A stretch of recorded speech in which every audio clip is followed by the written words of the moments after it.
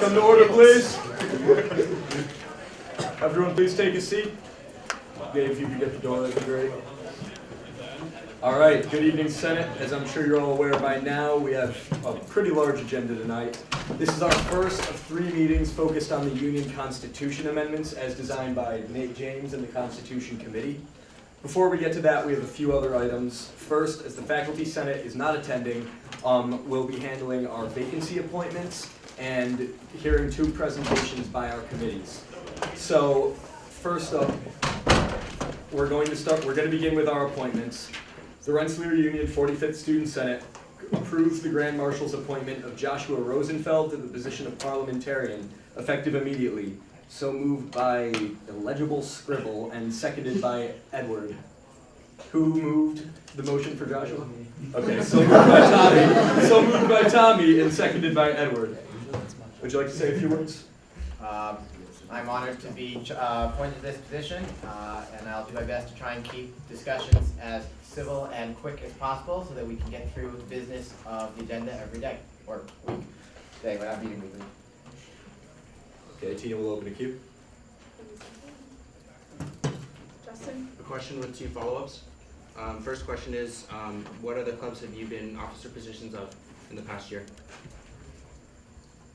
You can respond. Okay. Currently, I'm treasurer of the Ski and Snowboard Club. In the past year, I was treasurer and temporarily president of RPIC Hillel, and due to some personal issues, I had to step down from that position. So the first follow-up is, how long were you in the position of Hillel president? Hillel president, about a week, I believe. I don't remember exactly what the email was sent based on the elections. And what experience have you had with Robert's Rules of Order that pertain to the Senate? Specific to the Senate or in general? That would be applicable to the Senate. Okay. Well, the RPA Ski and Snowboard Club at Hill do not typically follow Robert's Rules of Order. I'm a member of the Capital District Ski Council, which does follow a fairly strict interpretation of Robert's Rules of Order, and have assisted with the current council president in interpreting the rules, as she is not versed in them very well. He was empty? Oh, Michael? So right now, the Senate doesn't follow to the letter the Robert's Rules of Order. So what is your I guess I'm wondering how you're gonna change the procedure as how Tina does it, or how Morgan did it before that, or how is it gonna change, do you think? So I can only speak to the meetings that I attended when I saw Tina or Morgan run it. Unless otherwise motioned by members, I think Q is going to be a first in, first out system. There is, by the Senate bylaws at the moment, a limit on debate that can be moved. I believe you guys did that last week to remove that. People who are entering the queue for the first time on any individual motion will be given priority over those trying to speak again, as also mentioned by the bylaws. Other than that, I'm not planning any major changes based on what I saw. Mike? So you said you did several meetings already. How many was it? This semester total, Yeah. this semester, this will be my 3rd meeting in attendance. This Senate, I believe, is my 5th. James? What do you think about back and forth? I don't think there should be back and forth. I do think, I do think, and this is obviously something that would have to be determined in I believe there's currently a committee in place or someone working on revising special rules. There should be a system, personally, I believe, to confirm the question that was asked was answered, but not back and forth. Yeah. Shoshana? Do you have any possible time conflicts before, during, or after this meeting? Before, yes. After, no. During, no. I have class until 7:50. Because they go long. Yes, and I have no class on Friday, so that's not an issue. Justin? Sorry. Question and a follow-up. Why did you leave the other position that you only were in for a week? Personal? May I leave it at that? You don't have to answer personal reasons. All right, and the follow-up is, what's preventing that from happening again? Nothing per se, I don't foresee a similar issue coming up. There's different levels of commitment between the two positions, different levels of responsibility as well. Thank you. Anyone else? Okay, seeing none.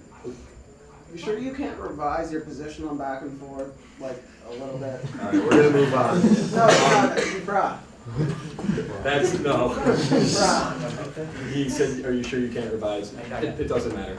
Okay, seeing no Whoa. Didn't even rule it out of order. seeing no other in-order comments. Okay, that was in order.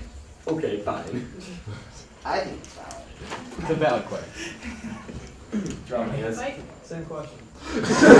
Alright. do you want me to answer that? Please. I still don't think that there should be a place for back in order, but I do think there should be a system in place to ensure that the question that was asked was answered in a way suitable and agreeable by the person who asked the question. Okay. Anybody else? Mike? Cool. The US Senate follows a rule where they can call closure, when they wanna limit, debate. Is that something you wanna do as well? There's always, the Senate, the Student Senate is always able to motion to modify the rules of debate in any way they see fit, as long as it doesn't go explicitly against the Constitution. In order to set aside the rules, there needs to be a meeting's notice to do so. But I would entertain a motion if someone wanted to modify the rules of debate as they stand at the moment. Paul? Since technically Robert's Rules of Order don't have anything banning filibustering or just talking about irrelevant topics once you have the floor, are you gonna add an actual rule about being able to call people off topic or cut them off if they're just rambling? Well, at the moment, the bylaws do have a limit on time that someone can speak. Until that's modified, that question doesn't matter. Point of clarification / point of order. The bylaws do not have anything related to queues at all at the moment, not anything related to time limits. The point he's referencing with the speaker I was limits just in making Robert's a point of rules. clarification. Continue. So, Paul, real fast, we can call a question anytime we want to, so filibuster doesn't really apply to us anyway. Cool. So we're good at that point. Yeah, something I forgot now, based on that. Someone could, Okay. Who's that me? Any further points? Seeing none then? Okay, back in. So my point before with closure, was we implement a set of rules that is in our bylaws that if you vote closure would do those bylaws. So the US Senate does a point where you can call closure and limits debate to certain topics and certain time limits, and it's a whole spot in their bylaws essentially. Would you do a similar thing for us, or is that not in your? I can't modify the bylaws. The Senate has to vote to modify the bylaws. That's Correct. Is that, but in your time as parliamentarian, would that be something you want to go towards, or is that? I would have to wait to see if that's necessary. I don't think that at this time it's not necessary.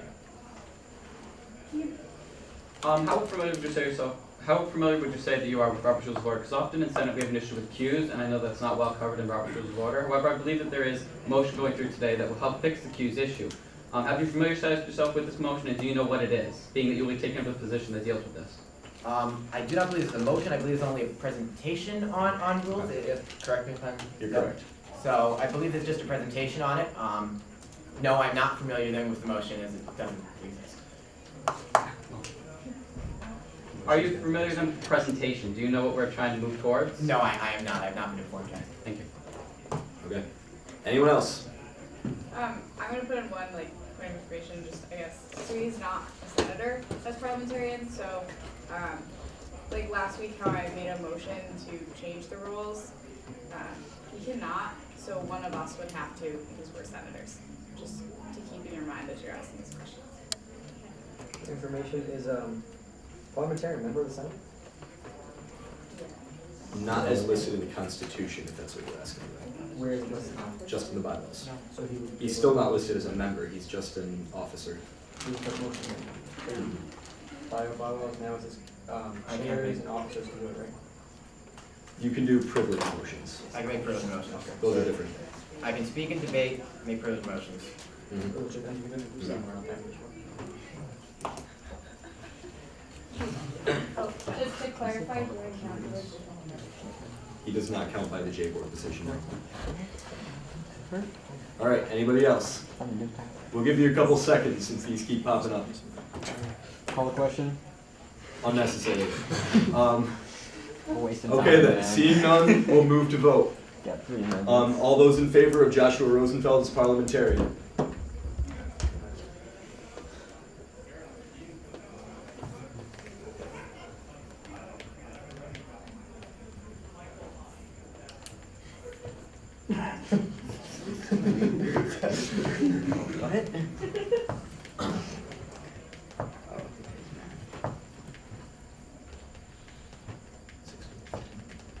Okay, all opposed? What's the abstention thing? We have to do that here. Oh, we have 2 not here, and that's gonna be 16-0. Okay, motion passes 16-08.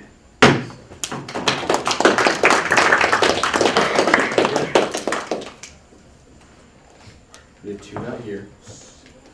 No, not 28. 26 minus 2. Okay. All right, moving on then. Our second appointment. The Rensselaer Union 45th Student Senate approves the Grand Marshal's appointment of Keegan Caraway to the position of secretary, effective immediately. So moved by Edward and seconded by, I can only assume this is Tommy as well. Please write your name. Yeah, please write below if you have a crazy Signature signature. took me years to craft. Hold on. That's a lot. Yeah, that's neat. Okay. You open the queue? Did you get, would Keegan like to say anything? Or is Keegan? Yeah. Hello, guys. As you know, Kyle's trying to appoint me to secretary. I'd just like to say I've been taking minutes for a lot of meetings anyway, so I've kind of been unofficially been secretary for a while now. So by appointing me, it's really just giving me the title more than anything. I've already been taking the minutes, so. I can open up with you. What is your first language? By definition, my first language is French, but then English. Cool, thank you. Michael? So we haven't approved minutes in like forever. I don't know who's, if that's a problem with like the leadership here or with the secretary, but I'm not making Stay a in order. statement. So my question is, because we haven't approved minutes in a while, I haven't seen any of the minutes that you've written. I've only seen the ones that I've written.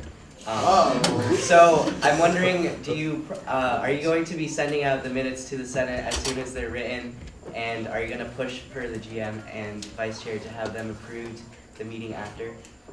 Yes, I will be pushing to send them out sooner and try and get them approved. The issue I've been having is I've been having to leave for a jazz band commitment, so I've only been taking partial minutes, and therefore I need someone else to send me the other half the minutes that are recorded, and that usually doesn't happen, so I'm not going to send out half the minutes and then have someone tell me that I don't have all the minutes. Marcus? Alright, so now just 2 questions I'm going to say now. So first, when it comes to different cues and sub-cues, are you going to be sure that you accurately reflect where the discussion occurs, so that way people can, when they're reading the minutes, understand that what this person said applied to cue that was sub-discussion number 3 versus sub-discussion number 2? Yes, I use a system of bullets currently to tell where things happen in a queue. I currently have a system that I consider that works pretty well at marking which cues are which and when is said what. Alright. Second, will you have somebody designated already to take your place should you have to leave in the middle of a meeting? That shouldn't happen anymore. I decided that I will no longer be attending jazz band other than once a month before concerts, and I've already pledged with my jazz instructor. In my absence, I believe just Jeanette Klein is okay with taking a half a minute of meetings. It should happen about once every other month, but other than that, it should be at every meeting for the whole meeting. Jen? I yield my time, my question was answered. Paul? Yeah, what she said. Benjamin? What they said. Steve? Take a guess. Mike? This has come up before. But our previous guy took minutes. I'm not gonna name Michael Hahn's name. They were slacking in some aspects. How can you beat Slack. What? that? How can you do better than our previous minute taker? I'm actually the secretary for a couple of clubs in my fraternity. I take a lot of minutes. So I'd like to hope if somebody had issues with my minutes, some other club would have said something by now. So I would say I'm pretty good at taking minutes at this point. So. Queue is open. Anybody else? Actually, queues a closed letter. Mike? How do you feel about voting on minutes per meeting? Sorry, I missed that. Someone else How do you talking. feel about voting on previous week's minutes per next meeting? So you're talking about voting on last week's minutes in the next meeting? Yes. I think that's a great idea. I think that's how things should be. That's how they are in all my other clubs. I take minutes, we vote on them in the next meeting to approve them or not. Kyle? Yeah, that's the way it's supposed to be done here as well. We've had issues with them getting sent out in the first place, so we've fallen behind on that. And I'm glad that's a system we want to create. Jen? I don't know if this has been mentioned, but if selected as secretary, could you commit to uploading the minutes to Flagship weekly as well? Yes. Point of order or something. How do we become admins on Flagship? Because I know I am, but I don't know. Hi, Gabe. Talk to Gabe. Queue is empty. Point of, well, myself on the queue. Go for it. I would need to talk to Gabe to get access, because I don't currently have access to Flagship, but I could get access. So, yes, I could have the ability, but I do not currently. Queue is empty. Speaking of which, Gabe, when's the old Flagship stuff come back on Flagship? It might be because of a permissions issue. Just keep an eye out for an update that's coming up soon. Okay. Yep. Kyle? I'm going to ask anyone who has specific requests about how to run things, save them for after the meeting. This should be about whether you believe he's fit to be secretary. Paul? Well, that's awkward, but I'm here now. So, kind of what happened with a lot of Flagship stuff is it's just private now, not actually. off topic. Too bad. Anybody else? Queue's empty. Okay, seeing none, we'll move to vote. All in favor of Keegan as secretary?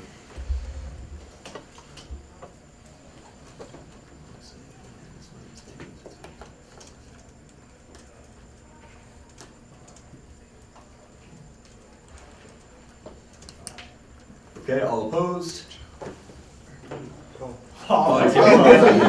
Okay, motion passes 24-02.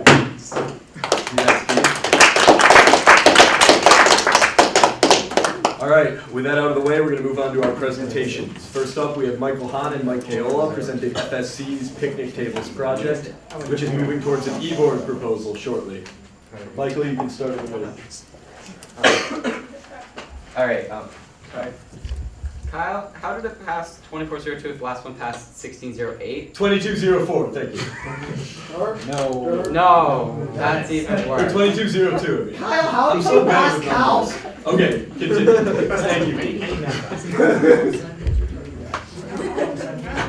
All right. I'm not a dev. Hello, everyone. For those that don't know, my name's Michael. I think everyone here knows my name, hopefully. Who are you?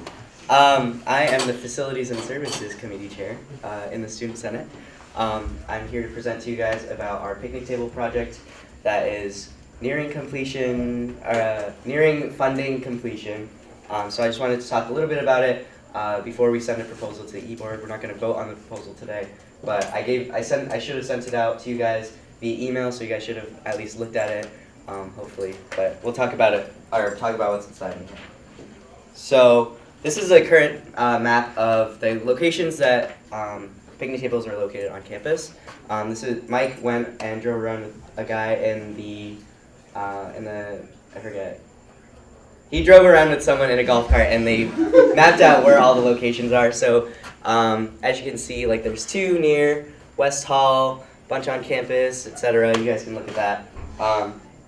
Potential additions that we're looking at, the big ones are on the 86th field, near Biotech, on ECAV, between the VCC and MRC, and near Amos Eaton. There actually did used to be one like right here near Amos Eaton, but it's gone right now. So they must have moved it. So we finally have a solution, but we need some help. So the idea is that we buy 15 picnic tables. Student organizations like student government, Greek organizations, clubs, random clubs on campus would build these tables. In return, they get a nice plaque on the table saying like, oh, this picnic table is brought to you by blank, student senate or executive board or J board, etc. And it would they'd be able to get their work recognized, and they can also receive community service hours. So this would be big for Greek organizations where they're all about getting those community service hours. So administration has already committed $2,000 to this project. So we spoke with Claude Brown, who's the VP for administration, and Ernie Katzwickel, who is the director of physical plant. We've confirmed that we're going to get that money. But the unit cost of $320 per table, it would require us to get about $3,000 more if we want 15 tables. And that includes the cost for the plaques as well. We're currently pricing that out, but it shouldn't be too much. So right now we're looking to pursue subsidy from the executive board through a proposal to the e-board to get that remaining money. And this is a great way, I believe, for students to give something back to campus. So the next slide is why do we need more picnic tables on campus? So this is kind of taken directly from our proposal. It provides outside study space when the weather is nice. It improves the quality of life on campus. It benefits summer programs at RPI, including summer at Rensselaer, and it makes for a more friendly environment during campus tours, or in general. So that's the end of the presentation. I just wanted to say I think it's a great opportunity for us to show that we're cooperating with the administration. It's a great opportunity for the executive board to show that we're cooperating with the administration. And it's a great opportunity for clubs to leave their mark on campus and actually contribute something tangible, which I think is really important. But yeah, I'll open the floor to questions, discussions, whether or not we should submit the proposal. If you guys have taken a look at the proposal or have it open, I'll take comments on those now as well. Paul? I have two questions. The first is about the map you showed in the first slide. What are the black boxy things for? So those are just groups. So the number indicates how many are in that group. So there's 3 in this group, there's 3 in this group, there's 9 around the union. One thing about the union, I talked to Joe Cassidy, who's the director of the union, and he told me that the ones surrounding the union are meant to be only on union property, so those can't be moved anywhere else on campus, but we can move any of these wherever we want on campus. But what we want to do is add more. And you had a second question. Okay, and the second one is kind of, I know I was on FSC last year, we did the same picnic project, so how is this like building or improving, and are we just gonna get more picnic tables every year till we walk everywhere on picnic tables? So last year what we did in FSC was we took a map and we asked different groups of students in FSC to like go to the location and find where the picnic tables are, and the end result at the end of the semester was a map. This year we have the map already, so we're gonna get more picnic tables. We're gonna get more. We're gonna distribute them around campus. I think this would be something cool if we did it every year. If like 5 somehow got destroyed, we add more. Or I think finding something to build and like having students be able to give back to the campus community is something I think is really great. Yeah, does that kind of answer your question? Okay. James? Where did you find that price? Like, what was the So, research behind it? good question. We asked administration for a quote. They gave us a quote. It's Long Lumber Supply Corps. They are it's like a city next to Albany. It starts with an S. It's not Schenectady. But yeah, so we have a quote ready. The exact price is $318 and like 20 something cents. So we have the exact numbers as far as that goes. So yeah, that's where the number came from. Shoshana? Have any clubs expressed interest in this? Like, are there a list of people?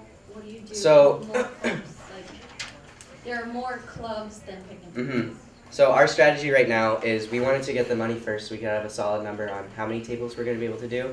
The plan right now for publicity is advertising to IFC and Panhandle, advertising on the club officer page. Once we have that solid number, or the club officer mailing list, once we have that solid number 15, I think we can advertise it as like a limited opportunity.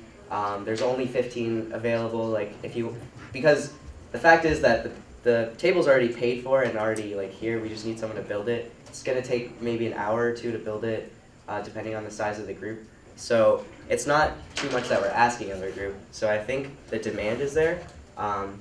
It's just a matter of actually reaching out to them. We just didn't want to do it yet when we couldn't guarantee a certain amount of tables.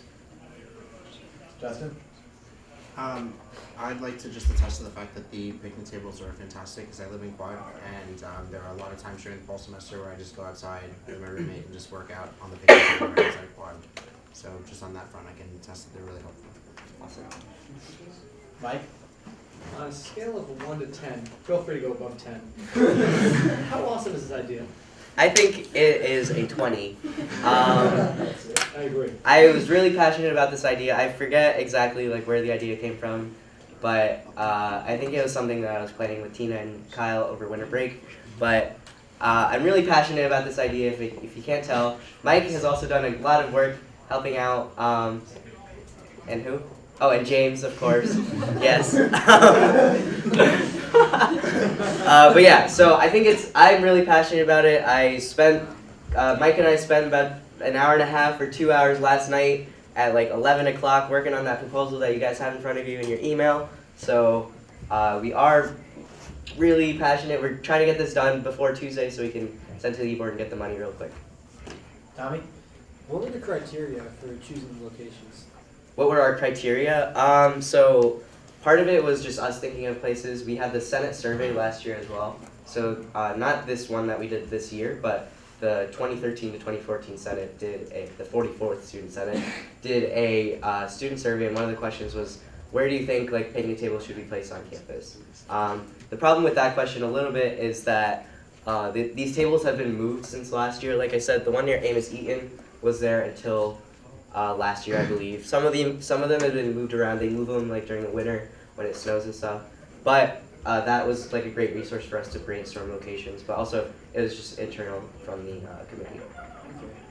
Jessica? I have 2 questions. The first one is, do you know if any of the current ones are broken or need to be replaced? Have you looked into that? I do not know. And the second question, I guess, kind of ties into that a little bit, but is also separate. How did you come up with 15? Like the number of 15. So I mean, at first we targeted 10, but we wanted to aim high and see how much the e-board would give us. I think $3,000 is a lot of money, to be honest, but I firmly believe we can get that. But we wanted 15 just as like an arbitrary number. We have a list of priorities on where we want to put tables on campus, and that equals 15. So if we get all 15, we know where we want to put them. And if we get less than that, then we can just prioritize. Marcus? So, question, do you have an idea based on past data of how the longevity of any of the tables? How long they're gonna last? I don't know exactly, but what I can tell you is that the tables are, the reason we're buying them from this specific supplier is because they're the tables on campus are state standards, or they follow state standards. So it's not like a RPI decided to use this, it's because it's required by law. I don't know how long they're gonna last or if they're gonna be like easily vandalized, but I think since we have the tables right now on campus, you can kind of tell. I think they will be long lasting. Second question, I could be wrong, but I recall during the summer that there were tables between VCC and MRC and they were moved during the summer. Do you have any idea if those tables were just moved around campus or if they were moved entirely? I wasn't here over the summer, so I don't know. Maybe the grad students might be able to answer. I was here over the summer. They just Okay. What I can tell you is that when Mike went around and like mapped all these out, the guy, I forget, I think he was in the landscaping department in the administration, but he basically told us we can take any of these and move them wherever you want, and he doesn't care if we give him location. But we can also add more.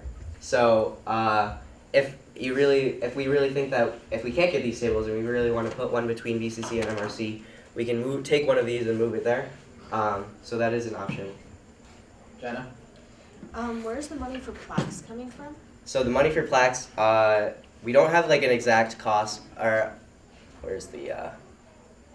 So right now it's like $4,700 or so for the tables, and we're hoping to get the the $3,000 is gonna hopefully cover that cost of the plaques also. We don't have like a specific number on how much the plaques cost. We have the company, we just have to call them and get a quote.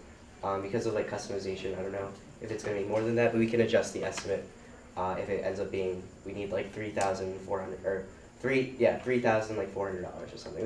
We can change that. Jen? Wait, we don't have the numbers. Jen?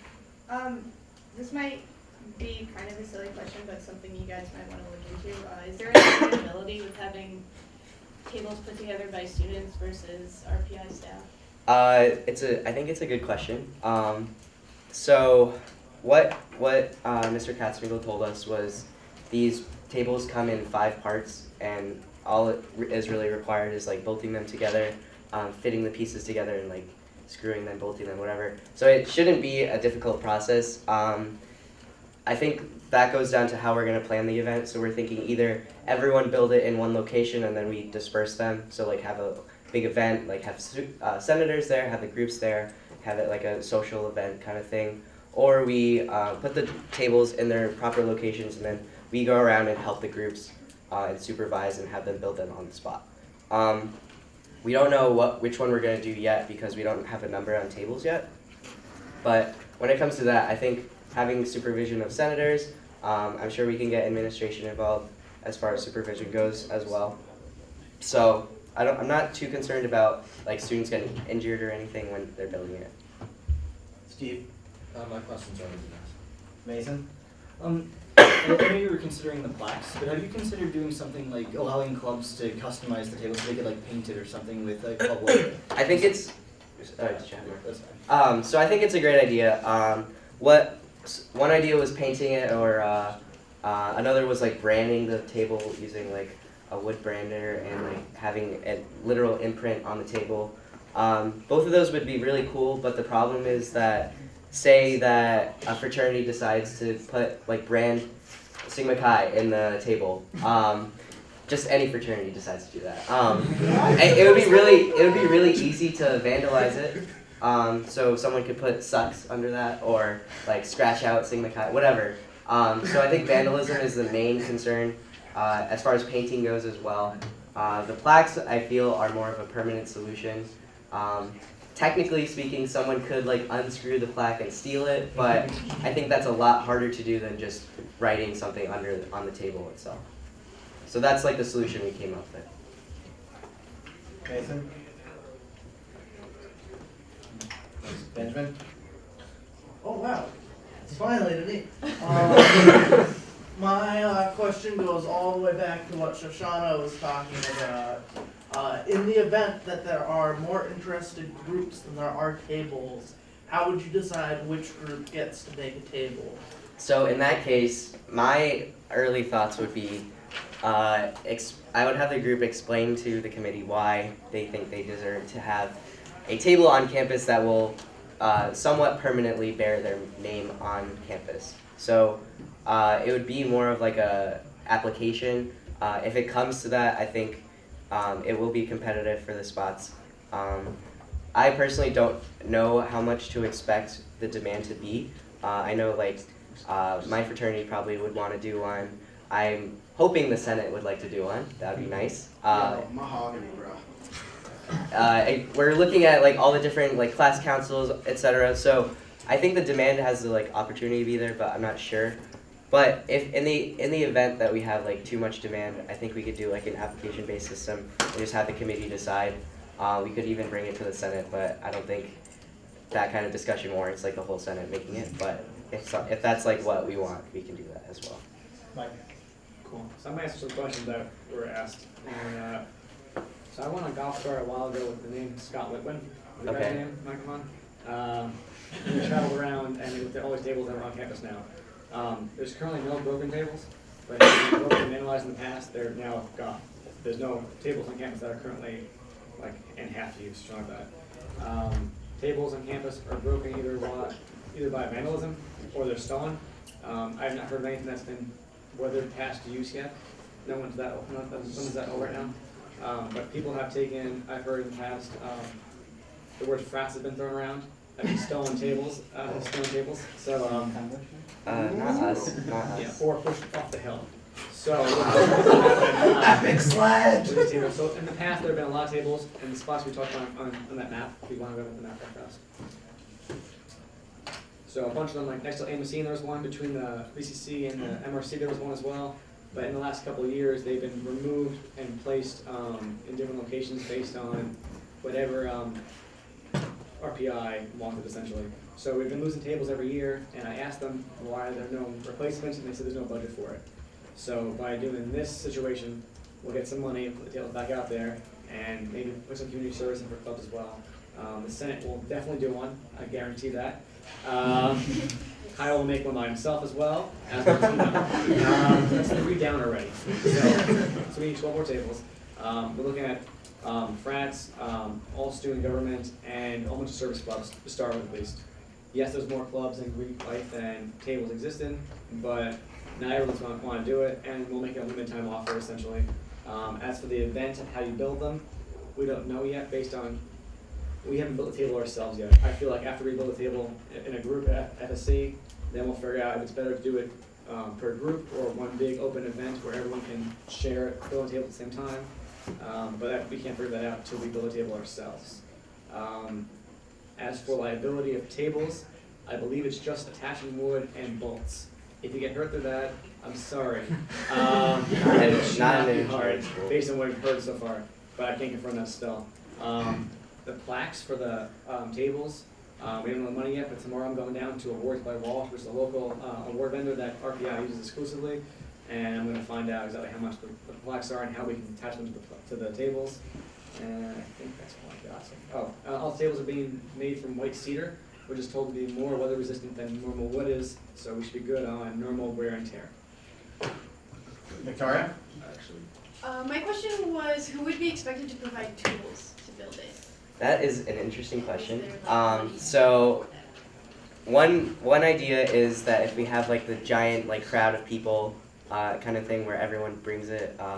I know like fraternities and sororities probably have, I don't know sororities, but you guys probably do because it's your own house. But those groups would definitely have it. The service organizations would probably have it. Groups like Habitat for Humanity. I think if you're going into like, oh, I want to build a table for the campus, I think it goes with the assumption that they know how to use the tools, and that would also go if they have the tools. But if we need the tools, we can also ask administration if we can borrow some. Edward? First of all, it's a great idea. Thank you. I love it. I think many people love it. So since so many people love it, do we consider getting fundraising or getting donation? That's an interesting idea. So originally we were only going to do the run with the 2000, and then we found out that the tables cost a lot of money. So what's his name? Oh, Joe Cassidy suggested that we get money through the union because it would like show students working with administration to like bring something onto campus. That is another great idea, like asking for donations. The only question is like who would you reach out to? We could ask alumni. We could ask just students to donate money. Another idea. The original idea was you buy the picnic table, you build it, and then you get to put it on campus wherever you want. But it's kind of like not a big incentive for people to like actually go out and buy the table themselves. So we suggested we would pay for the table and everything. But it is a good idea. I think moving forward, like doing this kind of thing every year, we could look into more donations if we can't get funding from the e-board or administration every time. So I think that's a great idea. I don't know if we can fit it in this year though. Andrew? My question is Anthony? Same. Tina? To start, I'm really happy that this is going somewhere, because this one's like a project that I worked on last year, we just hit funding issues and pretty much dropped. So I'm really excited that you've come up with a creative solution and move forward with it. That's C chair. So 2 things that I kind of wanted to talk a little bit about that were mentioned. If there's more clubs than like you have tables, one of the things you could consider is like encouraging partnerships between clubs. So, like 2 clubs can build 1 table. Yeah. And I would rather see that happen than some type of selection process where we're like, no, you can't do it. I think that would make people feel more involved and invested. And the other thing is, if for some reason like we can't get additional funding, you could always do like a partial subsidy that Yeah. clubs would have to pay, so not the full 380 or whatever it is. You can be like, oh, you can pay $100. We're partially subsidizing it to come to the event. I think those are great ideas. Paul? Everything Sorry, that sorry, has- excuse me, actually, sorry, Keegan? Oh, sorry, Paul. Did you say me? Yes, sorry. Sorry. Most of what Shane just said was my ideas. My only other idea would be that I think that if you're only going to have the funding for 15 tables, it would be a really great idea to do subsidies, because then the union's not putting in as much. Mhm. And even if a club thinks it's very expensive, they could do a joint venture between two clubs. If each club puts up $100 and the union puts up $100, there's a table. Okay. So I think that the subsidy is actually a brilliant idea. So we could theoretically do like 30 tables on campus. The only problem with that, so if we want to, say we don't get the money, I think that's great. We can do like a subsidy kind of thing. If we do get the money and we want to do the subsidy thing again, the only question is where are we going to put all these freaking tables on campus? We could put like 10 in the 86 field and stuff, but I don't know. There's just like not a lot of space to put them. But I like the idea. So in the event that we don't get the money, we'll definitely look at that. But I'm absolutely confident in our ability to get the money because Aaron is on our side, and so is Joyce, who is our e-board rep. Aiden? So in terms of subsidies, the issue that I'm thinking of with subsidies is that you will lose a lot of the demand for building the tables, especially from organizations like fraternities that are looking for community service hours. Yep. But now you're asking them to pay to do community service hours, and there's many other opportunities that they can go with instead. So you might want to look to make that subsidy as small as possible. Mm-hmm. I agree. I don't think we have a community service budget in our house, so that would be like something that would have to come from somewhere else. So that would be like a challenge. So that is something we are aware of. Yeah. Thank you. Paul? Maybe everything I had asked that isn't stupid was asked. Marcus? Partly a question, partly a recommendation. Do you have a history of any broken or stolen tables, like, per year, how many tables are broken or stolen? I don't. We can contact Scott Litwin, I believe. Yeah. We can contact him for more information to see like what our return on this project is going to be. So I mean, I can just send him an email like right after this. So if you want. Okay. The next part was the kind of recommendations that maybe if you did get that information, you could make that, so it would make it easier. So let's say we can say, hey, this many tables were stolen last year, so then we want to do this year, so make it easier to repeat it. Okay. Yeah. I think that's great. James? Two-parter. What's the length of the queue right now? Two people after you.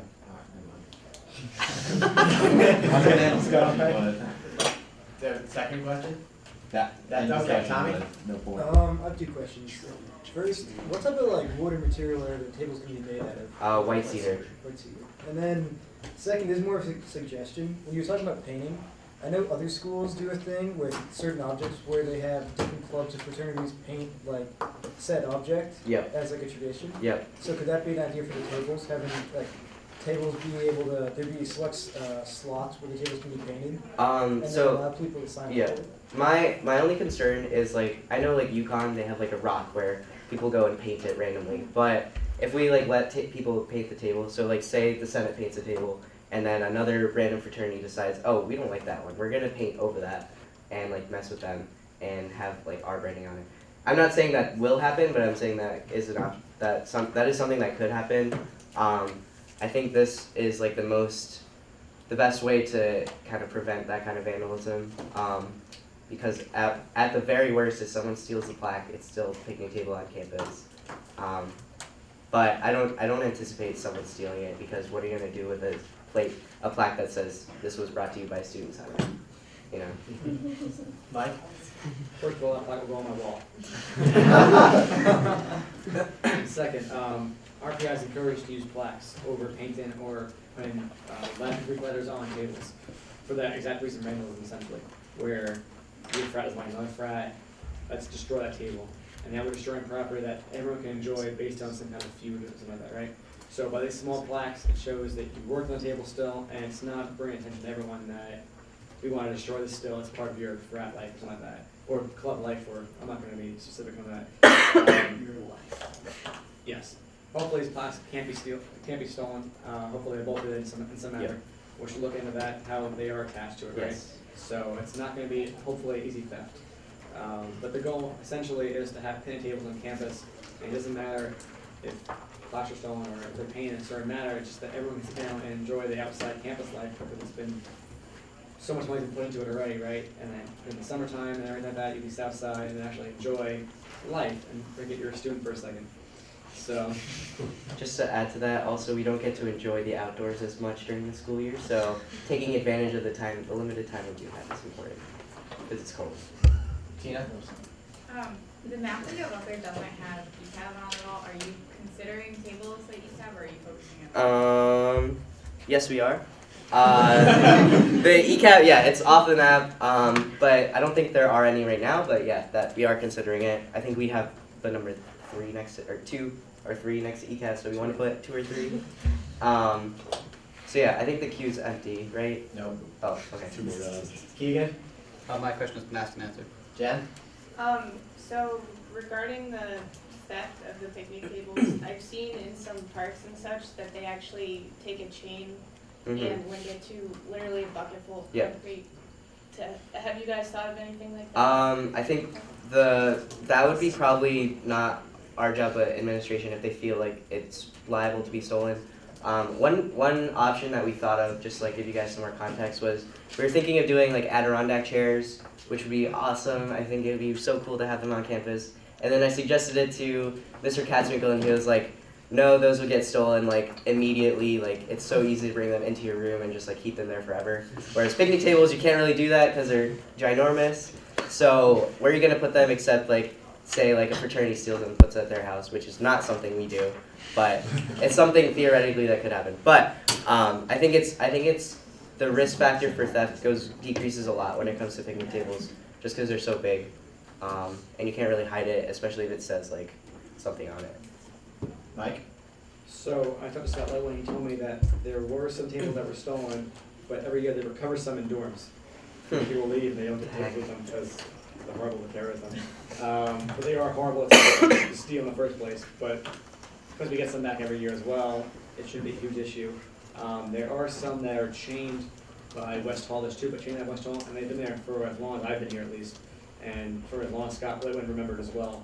And they've never been moved or thrown down a hill, or down a hill, I guess, or destroyed in any manner. So at this point, once you put the tables on campus, it won't be our job to secure them. It will be the campus's job.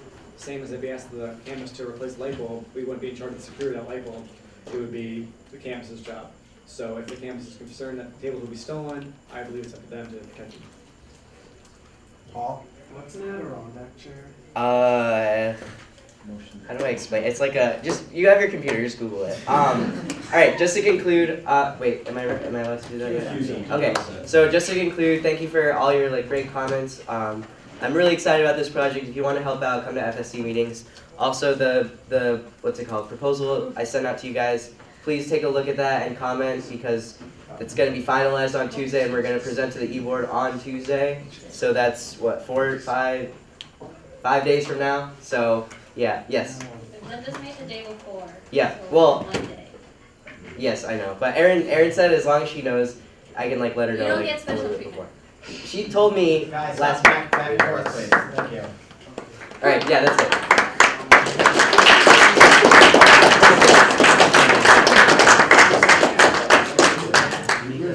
Thanks for the presentation. Sit up, everybody. We have one more quicker presentation on the queue. Justin's been hard at work on an amendment detailing special rules of order to establish for the Senate, essentially based on the rules we've been operating under. So Justin, you can take the floor whenever you're ready. Thank you, Nate, for the presentation stick thingy. Hi everyone, I'm Justin. If you don't know me, I'm very surprised. We've been operating with a queue system, which is kind of related to Robert's Rules of Order, but isn't actually defined in the way that we use them. There's queues in some form, but not really how we use them. So how we fix this is we write them into our bylaws, and then that will override Robert's Rules of Order. So this, along with a couple other changes that I'm going to discuss, is mainly the reason for this. I'm not actually bringing it for a vote this week, potentially next week. To get it through so that we can have it ready for when we do the second and third set of Constitution amendments. I'm looking for feedback from senators and the Grand Marshal, and let's get started.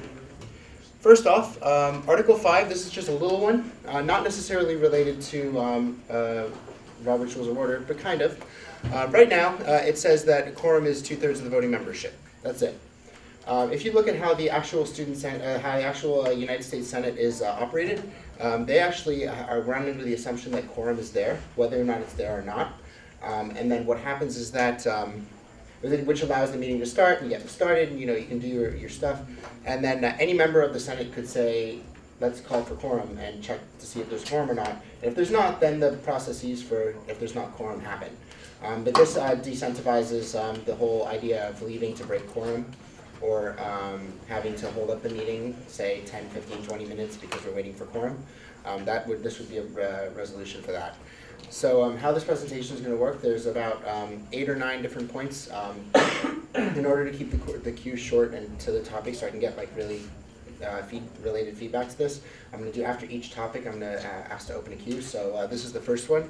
I'd like to open a queue and see what you guys think about assuming quorum. Before we begin, please put away your laptops and your phones so we can focus on the presentation. Point of order. Can we have them open if we're looking at the document? That should be fine, yeah. Or if you're taking notes. I'd say focus. Jen? You mentioned that any member of the Senate may suggest the absence of quorum. When quorum is counted, is that via a roll call or just via manual counting? Via manual counting done by the parliamentarian. That's how it's specified. That can be deferred to the presiding officer, the Grand Marshal. Michael? So you said this is like to prevent students from like leaving to like stop a vote, right? So what I'm curious is how does this actually how would this actually work? Because the way I see it is like, say a group of people want to stop the vote and we decide to leave. Why don't everyone but one person leave and then one person says, oh, do we have quorum? And it would be the same thing. Yeah. I'd like to yield my response to that to Mike Kaola because he's familiar on the topic. Great. It's to discourage you, not to stop anything. Okay. Tina? I guess my interpretation was that because it just states what a quorum is, and it doesn't say that it's required in our bylaws, does adding these two A and B sections actually change our bylaws in any way? To be completely honest, no. It doesn't really change the operation. It's just more of a more guided method of approach. It's actually particular. I'm not 100% sure if it's defined purely in Robert's Rules of Order, but this way it just gives us a general guideline to follow. In theory, if we had a future Senate that wanted quorum absolutely 100% of the time, the Grand Marshal himself can actually ask for quorum at any given time. So in the event that the Senate actually wanted to operate in a way where they wanted quorum 100% of the time, the second the meeting starts, the Grand Marshal could say, or the presiding officer, if the Grand Marshal is absent, could say, do we have quorum? And that would resolve that problem. Jenna? So let's just assume a worst case scenario and only 3 senators show up by whatever the starting time is, and if no one says, oh, do we have quorum, that means that people could vote on significant things without there actually, with a significantly fewer amount of people. Is that what that's implying? I got visual approval from Mike, so I'm going to yield that one to Mike as well. Did you? Slide. Go back a slide, did I? Oh, sorry. Once again, the GM has the right to call quorum at any time, so I believe the GM will do that. I shook my head so you could say yes and confirm this. It wasn't for me. At the same time, you know, the GM can say it too, all meetings are scheduled and are in advance at some point in our bylaws, I believe, that they have to be scheduled sometime in advance, so everyone knows there are meetings happen, so the 3 people come to the meeting, where's everyone else? I don't know, it's kinda strange.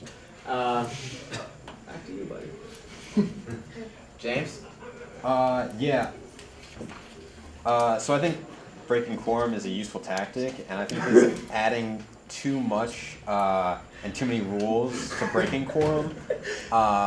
Also, every time that we have a break of quorum, we'll have to look up these rules and go, oh, did we actually break quorum? How can we notify that we've broken quorum? I think it's honestly going to take more time out of the Senate. So in response to that, first off, in the actual Senate, if someone were to leave in order to break quorum, there is a member of the United States Senate that will forcefully bring the person back into the room. Obviously, we can't do that because you guys are students, and I'm a student too, so if we need to, we can go home. But breaking quorum should not be a tactic in any case. In the event that something like that happened, it would just be, it's a simple process of, is there quorum or is there not quorum? And it can be asked at any time, it can be asked multiple times, it can be asked no times. It's not necessarily something that needs to be looked up for reference as to whether or not there's quorum. It's a simple number, which is written actually on the back of the agenda usually. And it's also easily countable again, based on how many people are in the room. Paul? 2 things. 1, the Senate Security Corps reserves all rights to do certain things that we may or may not choose to do. 2, it's kind of like, this kind of makes sense in a change theoretically, but it really doesn't, because it partly doesn't really affect how we do things, and also, we can start meetings when we don't have quorum, we just can't vote, so it's just like, I mean, yeah, but as we said, we aren't the real Senate. We can't have somebody tackle people and drag them back, so. Mike? I'm sorry. Like I said, it's not like Mike said, it's not anything to actually prevent people from breaking quorum. It's more of just like a discouragement if people are breaking quorum for the intent of trying to stop a vote. There are many ways to stop a vote other than breaking quorum. What this does is it doesn't actually change the way we operate. You're correct. It just gives a little bit more of a clear guideline. And like I said before, I didn't come up for a vote today because I want everyone's opinion. I want everyone's to fit in there. So I didn't actually write my email in the end, but I should have. So I'll email everyone.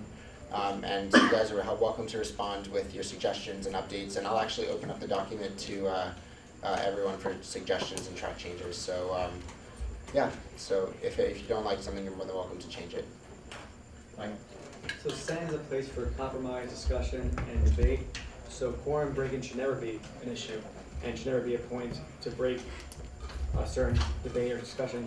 You should make your argument, and if no one agrees with you, and you feel like you're gonna lose, you just leave out of spite to break the argument. So that shouldn't be a discussion at all, and if this discourages it, I think it's worth it.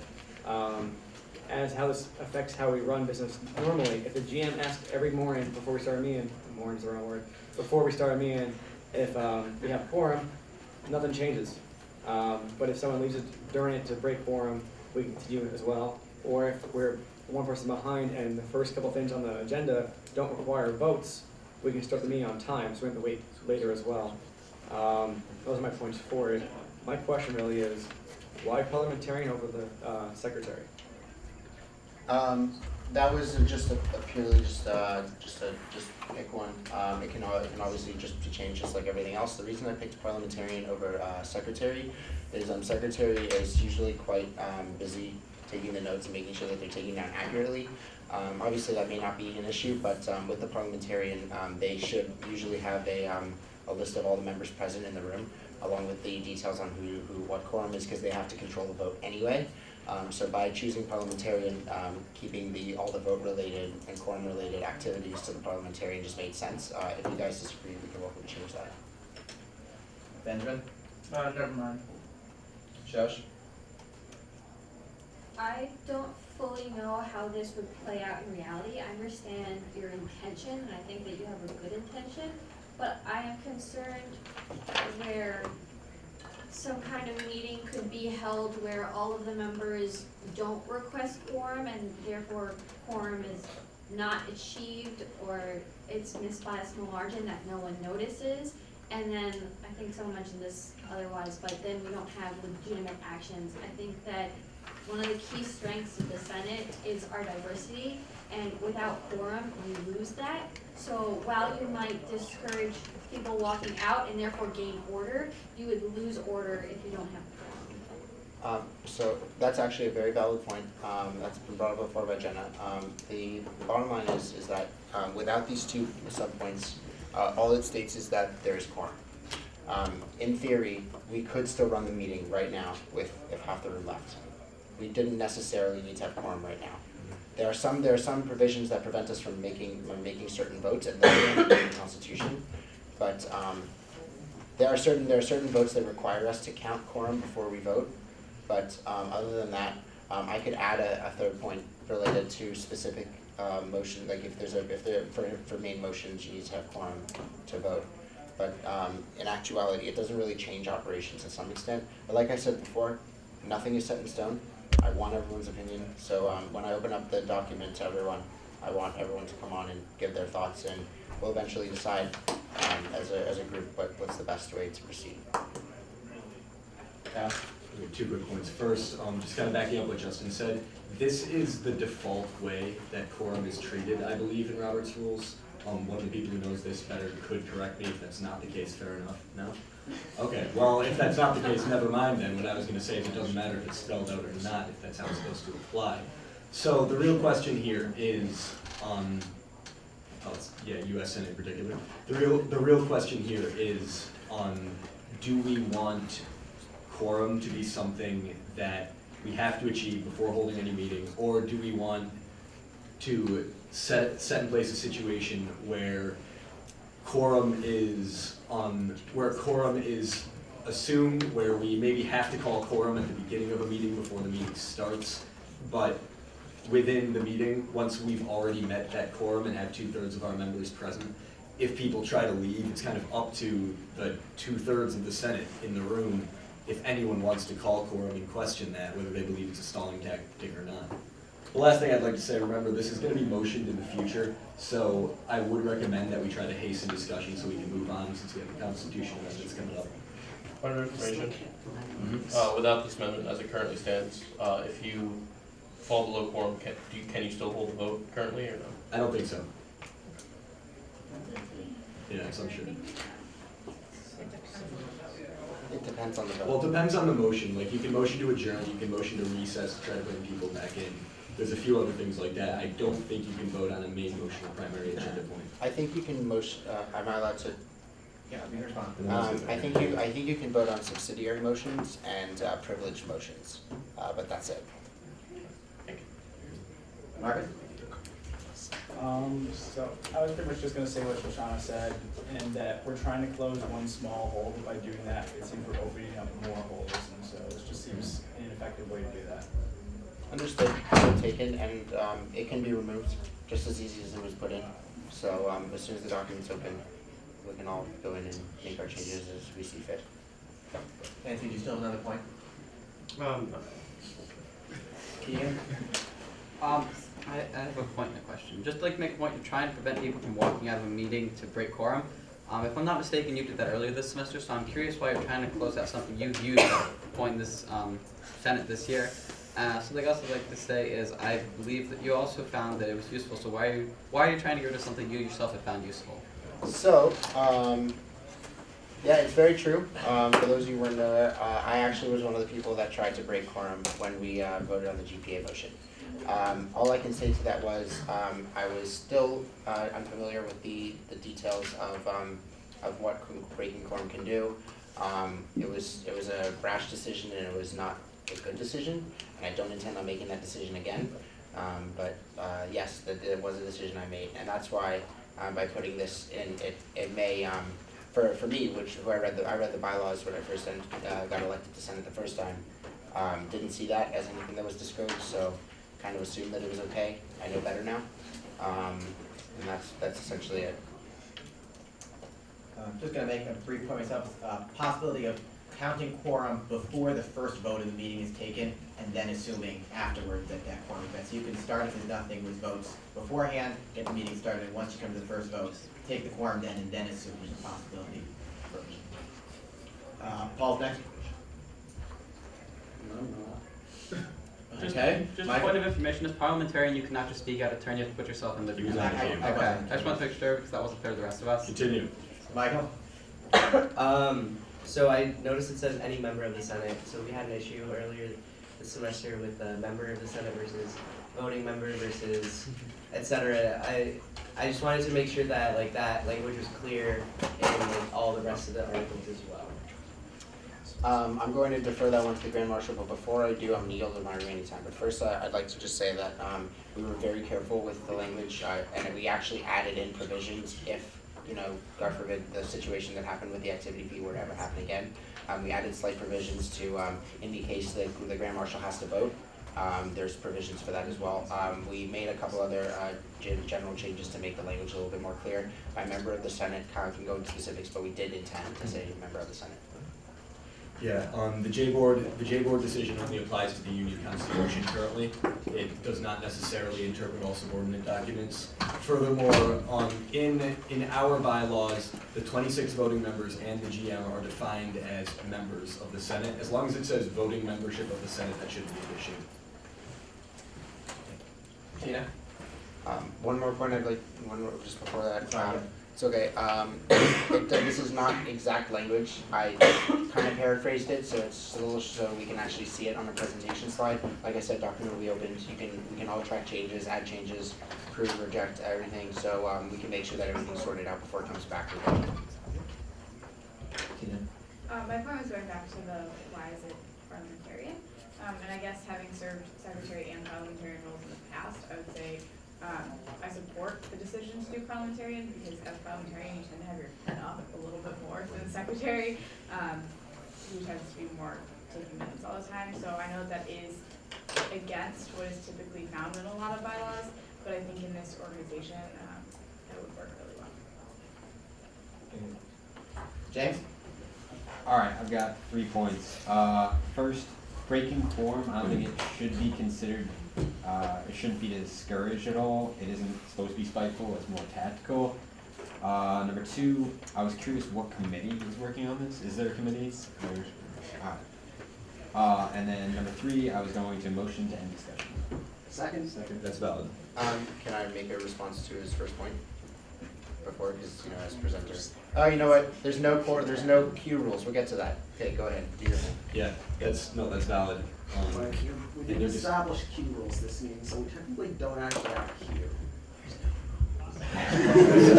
Let's handle that immediately following this.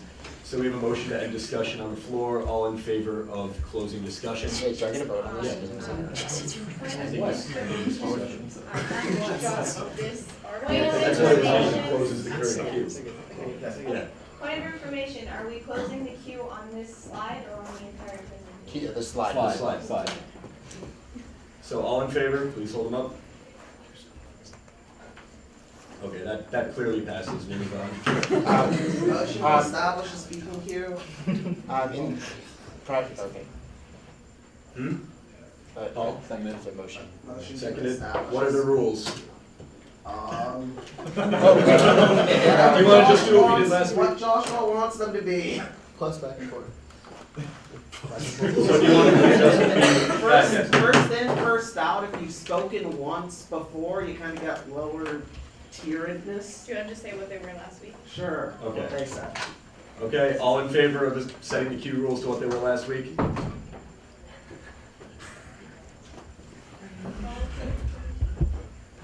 Point of information. Yeah. Down here. It was first in, first out. It was everyone has speaking rights, equal precedence. It was the parliamentarian can rule someone off topic, and GM can override that unless he has voting rights in a decision. And then we had the equal, we had the lower priority you've spoken before. Point of information, the bylaws that the Senate government will GM decisions. Yep. Okay, let's keep moving. All in favor of those queue rules?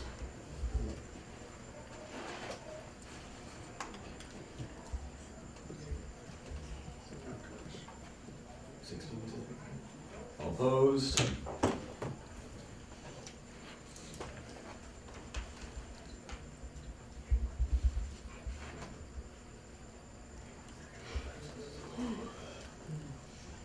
passes 16-8. Okay, so before I get on to the next slide, so we can move this faster, kind of just like if you have like a lot of questions that are just related to changes or that whatnot, you can email me. There's going to be an email thread literally like an hour after this meeting. So yeah, just to keep time. Can we move discussion just to the end of the PowerPoint? Yeah. Okay. So just ignore the discussion of blah blah blah at the bottom. All right. Next up is Article 7, which is basically where all the changes are, other than Article 5. Right now, this is exactly all it says. The fact that the voting rights of senators, the rights of the officers of Senate and the committee chairs, the Grand Marshal's ability to rule things out of order, rule any motion out of order, ability to vote in the case of a tie, standard voting procedures for voting by show of hands and roll call vote, which requires no second and no vote.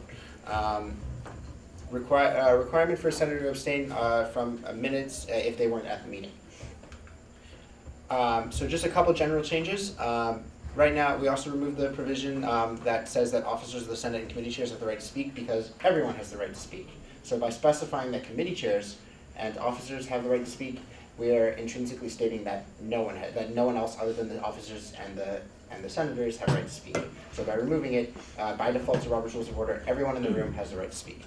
The Grand Marshal, we had a little bit of a change to the Grand Marshal's ability to rule things out of order. It now says presiding officer, just in the event that the vice chair or anyone else has to run the meeting. It says that now says that you can rule any motion out of order that is inappropriate, deemed by Robert's Rules of Order, the Senate bylaws, the Union Constitution, and any other documents. And this is just to prevent any bias from the Grand Marshal. Not saying that our Grand Marshal is biased, but in the future, if possible, if any, the Grand Marshal couldn't just rule something out of order because he doesn't want to hear it discussed. Also, we just added a little bit more specifics to the motion to appeal. In the event that something's ruled out of order, you can appeal it. It has to, and it always is in order, unless there is some case where you cannot have two opinions, in which case there's no other opinion, so you can't rule it out, so it can't be in order. In that case, you'll have two speakers for and two speakers against, as defined by Robert's Rules of Order, and the standard process is followed. Obviously, we haven't really seen this motion been used, that's why I don't really have it detailed. I intend to, if this passes, to come up with a little bit of a crib sheet for all the different motions. Finally, we changed all the references to presiding officer. Changes to voting. We add requiring that a motion to call a roll call vote to be seconded. There's no vote, but someone could call dissent. There's a process for that. When a roll call vote, in a roll call vote, we just specified that Grand Marshal does not in the alphabetical order. He's after. Calling off names in a roll call vote is no longer the Secretary's responsibility. It will now be the parliamentarian's responsibility. Like we said before, they have their heads up. They have the stuff in front of them. It's just easier. Finally, a provision to vote by paper ballot in the case if necessary was added, but it does require a motion and a majority vote. Queues, our lovely queues, officially introduces the notion of a speaking queue as it is used in our Senate. The parliamentarian moderates it. The topic automatically defers to the motion, presentation, or discussion in hand, but it can be changed if necessary. The speaking time and total debate time are unbounded by default, so you have as much time you want to speak, and you have there's no limit on how long the discussion lasts. Any senator can motion to modify these. It requires a 2/3 majority vote. Since we're gonna keep going, just want to mention that all of this can be changed, whether or not if it's unbounded or not by default, and whether or not it's 2/3 vote, majority vote, no vote, whatever. At the conclusion of the queue time, Grand Marshal can entertain a motion to extend the queue, which requires a majority vote. By default, anyone can be added to the queue. Speaking rights proceeds in the order of the queue, in the order that it was added to the queue. This whole notion of precedence to those who have not spoken yet, I didn't think of in advance. There's nothing about that in this PowerPoint. I can go ahead and add it if that's something that we think is a good idea. I probably would be something that would be voted upon instead of just by default. A senator can move to restrict a queue, which is what we did for the UAR, except no one moved for it. It just happened. In this restricted queue, only members of Senate, can be added to the queue. Anyone else can be added to the queue as well, but they won't get to speak until the members of Senate they're no longer members of Senate on the queue, or if a member of Senate yields their time. to a non-member Senate. Finally, we can give other individuals priority, just like the senators get. So in the event that the PU is in the room and we wanted to include him or her, they can also be added to the same priority status that we are. No points or motions can be made while someone is speaking, unless you're the person speaking. Points can be made in between speeches. Privileged motions and points of personal privilege can be made at any time. Those are the two exceptions.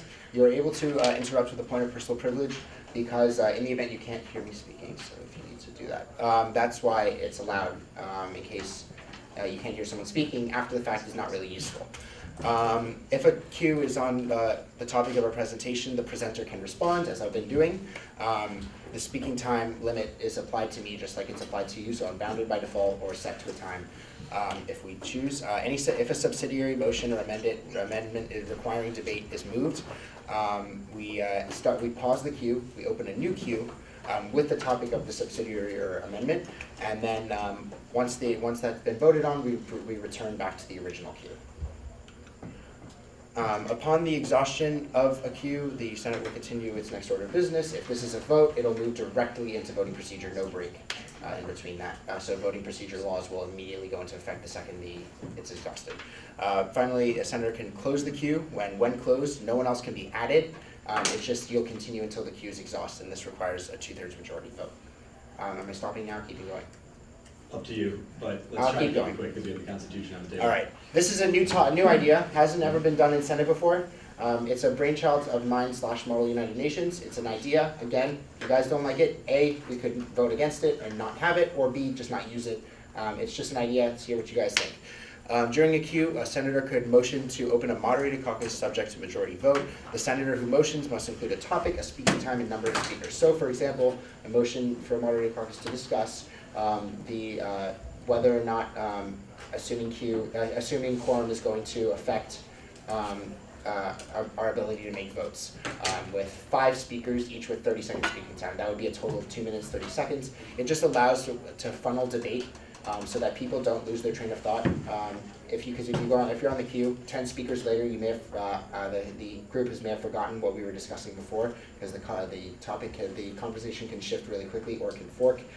It's just another way to allow for a more open and free debate in a short period of time. Those wishing to speak, after every single speaker, you raise your hand.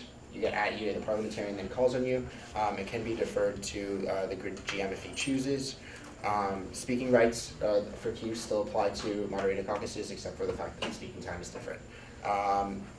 If it was open from a restricted queue, the restricted queues rules apply to the moderated caucus, so that senators get precedence. At the exhaustion of the moderated caucus, the caucus is closed and the queue is resumed. You can extend a moderated caucus by a number of additional speakers subject to a majority vote.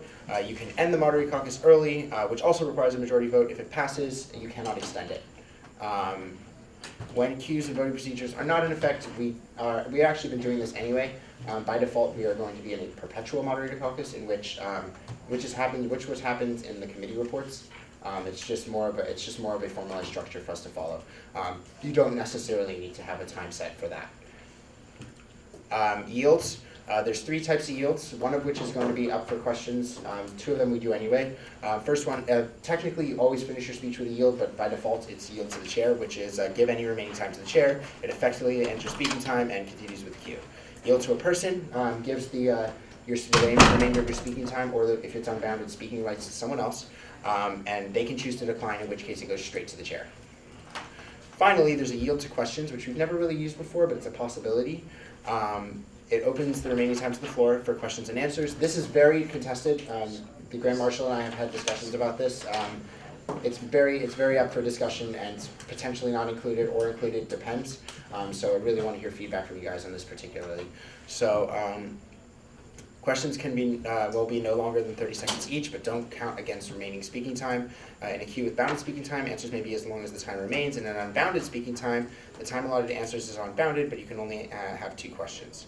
If unspecified, the time is automatically goes to the chair, like I said before. So just for a quick example before we move on, let's say I gave a speech, I then said, and it's unbounded, if it's bounded, say there's 2 minutes remaining in my speaking time. I then say I yield to questions. Someone can ask a question. I answer for 30 seconds. I now have 1 minute and 30 seconds left. Someone else asks a question. I use 45 seconds. I'll have 45 seconds left until your time is exhausted. It's a novel idea, but it actually is used in other bodies other than ours. It's, again, idea can be discussed upon. It's just another way for dynamic debate. Changes to voting procedure. I believe this is the last slide.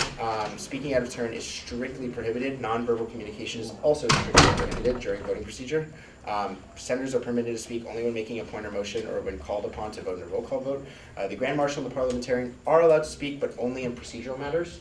And finally, no one is permitted to enter or leave the room during voting procedures. In the event that there's some kind of fire, anyone can make a privileged motion at any time, and you guys can then leave. But just don't vote that down. Just kidding. Finally, that's about it. It was so far we've had the following 5 people have provided contributions. I'm very open to having everyone give contributions, and I'd like to open the queue to discussions of all of the remaining time. I'd also like to motion to limit total debate time to 15 minutes, which requires a 2/3 majority vote. I'll do that in order, but someone has to second. Second. All right. All in favor of limiting total debate time on this presentation to Point of 15 minutes? information, 15 or 50? 15. 1-5. Okay. Is that how the last time? Can we make it 5? Yeah. Raise your hands high, please. Should there be a queue on this? Again, this could be closed. Someone could call the vote if we are finished earlier than that, just because everyone gets a chance to speak if they want to. Okay. All opposed? Passes 19-1. I'm bad at math. 19-1-2. Okay, any questions? James. All right, I'll make this quick. I really hate voting to vote. Example, paper ballot and also voting on a roll call. I think it wastes time. I think votes can just happen. That's it. I yield my time to Joe. So as I said, very nice use of yields. As I said before, a roll call vote only needs to be motioned and seconded. Someone could call dissent in theory if someone's just trying to be obnoxious and do a roll call vote for no reason. The reason there's a vote for the paper ballot, and it's meant to be a very rare vote, because we are a public body and public officials, to privatize our vote like a paper ballot where the votes would not be revealed who voted which. There has to be a good reason for it, and I think in that case a vote is warranted. Michael? So I have a couple questions. The first one, I think I missed it, but moderated caucus, you said we kind of have that in the Senate right now, but like in what way do we have that? And then I have a couple of questions after that. Okay, so can I respond to his first question since he denoted it as more questions? Okay, so with committee reports, Kyle can describe a little bit further, but we have a little more of an informal discussion period after all the presentation and legislation end. So Kyle can test that a little further. Yeah, so the way committee reports are always run, you are all probably familiar with this, is committee chair gives their report, people raise their hands, and either the chair or I just select who talks next. It's very informal. That's kind of what a moderated caucus would run like. Okay, so I guess these aren't questions, but I have points. I disagree with the yield to question idea. I think it creates more rules and kind of confuses people that already are familiar with the way. I'm not saying that just because we have it this way, it has to stay this way forever, but I think increasing the conversation, so, oh, is this a yield to question or is this a blah, blah, blah? I think it confuses, and the process we have now is efficient enough. Second, we have 3 amendments to the Constitution to go through, so I'm going to give the comments directly to you, but I would like to remind everyone that that's supposed to take the majority of the time, not other stuff. Today. So I have a response to that, but I'll email you about it because You're good with that? He's good. Yeah. I think one of the overarching, loophole problems that I see is you have all these rules about yields, but yet you say that you don't want a time limit on people speaking, so technically you can indefinitely yield and then just keep yielding forever. So if you're gonna go with all of these different types of yields, which I think is not necessarily the questions one, but like being able to yield to someone for the rest of your time, I would say that we would need to put a time limit on that. And then the other thing that I was just gonna say is that one problem that we have is that people kind of like willy-nilly use the phrases like point of clarification, point of information, and typically they're used wrong. So it may be like a good idea to just state the ones like explicitly what you can use and what they're actually called and when it's appropriate. So first off, please email me those suggestions and also go to the document when it's out. I'm going to respond to these publicly because I'd like to just state that by default, it's yielded to the chair. If no one says any yield, it's yielded to the chair, no discussion. With the issue of indefinite yields, if you are yielded time from someone else, you have no rights in yielding. You have the time to speak and then the time automatically go back to the chair. And that is defined in the document because Kyle brought that up as a suggestion. I just missed that to put that in the document. So, but that is a provision. Forgot the other point, so we'll talk about it over email. Benjamin. What? I don't have anything to say. Okay, sorry. Mike. Oh, cool. I didn't notice that. Well, first off, since it's on the agenda, there's no real time limit on how long we talk about this. So, discussion about how we close this faster than other things. The agenda, everything has equal space in the agenda. So, no need to limit your discussion based on what Michael Hahn says or anyone. No, I'm not going to do that. Sorry. I love you, Michael Hahn. More importantly, I do agree with Michael Hahn, even though it happened, that there may be too many rules about speaking, and that kind of discourages debate and limits who can speak freely. So like I said, this is mostly just my thoughts, so it can be changed easily, very easily. I actually want it to be changed. To the other point, just for reference, pretty sure that would have been called out of order if we were following proper rules of order because you technically, yeah, you didn't call that out of order, so bad mark. I can't call anything out of order. Alright, so you didn't call that out of order, but that would have been something that the Grand Marshal could have called out of order because it was technically an ad hominem argument against Michael. So, just for points, just for a point. Let's move on. That's it.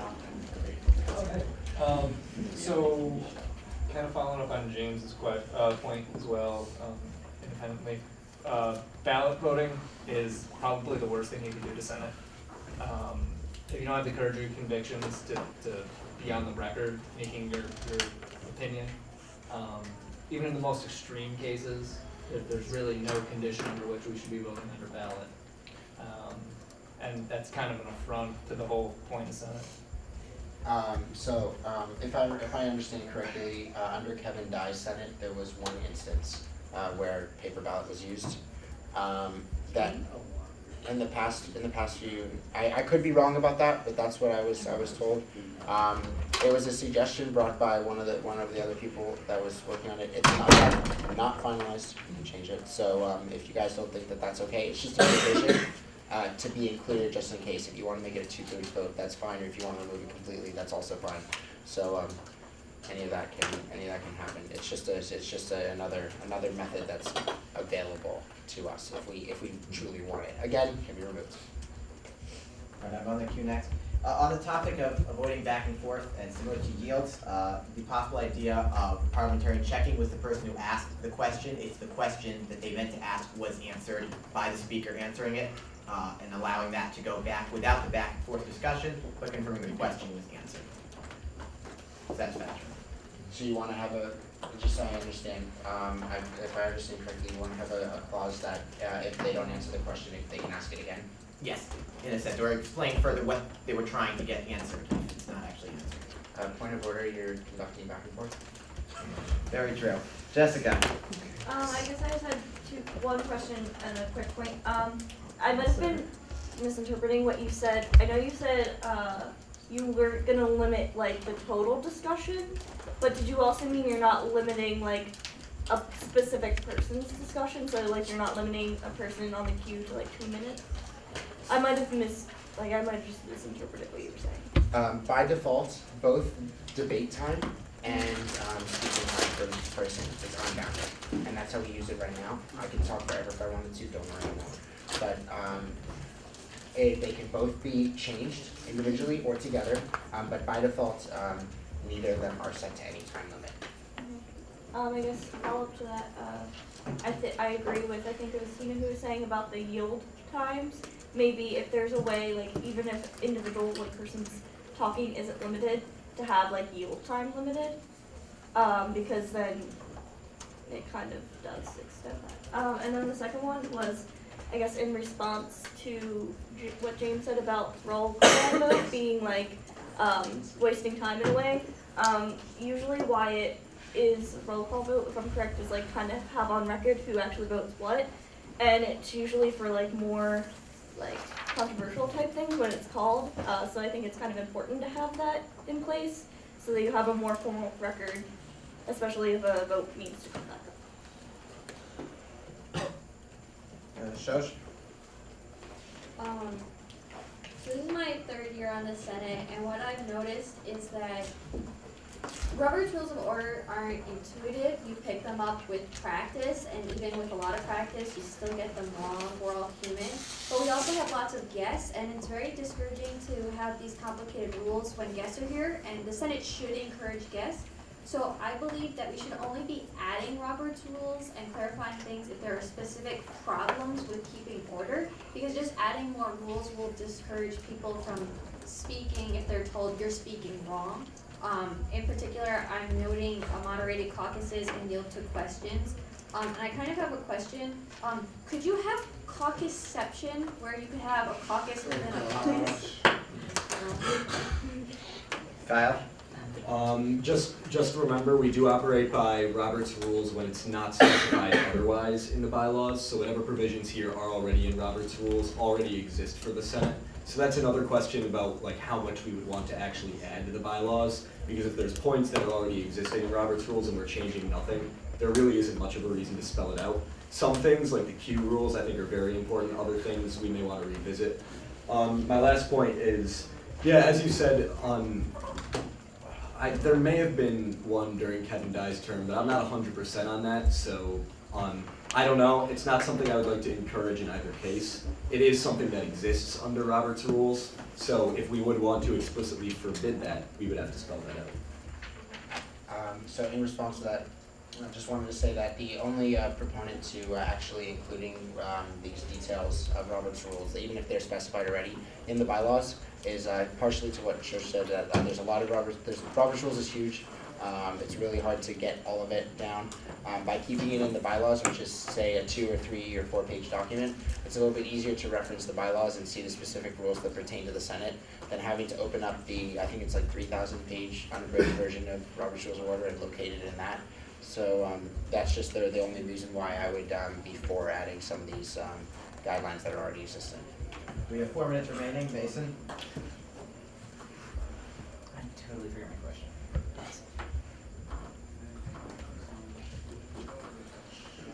He yields his time to the chair. Tommy?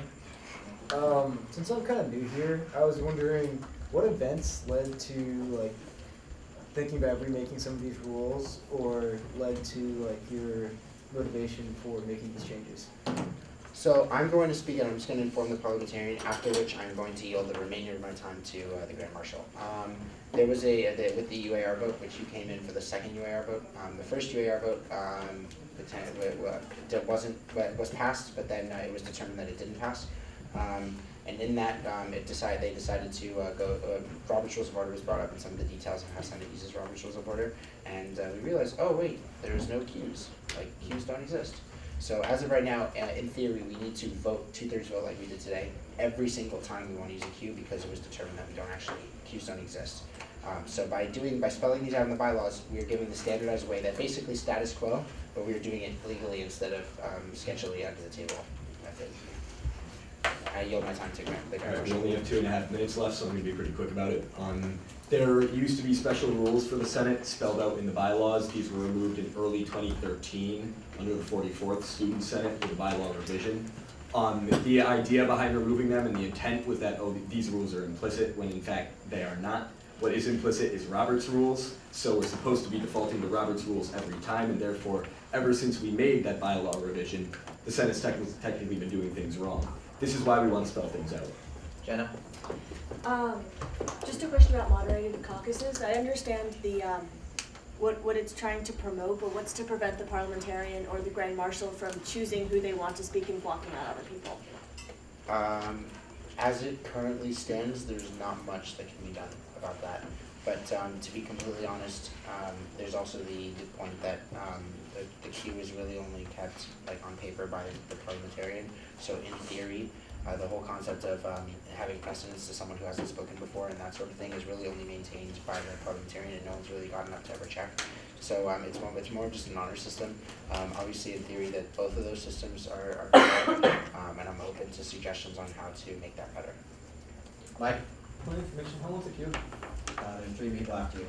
Can I motion to extend the debate 4 more minutes? It's valid, yeah. Give a second. Second. All those in favor of extending the debate 4 more minutes? Required, it needs 2/3.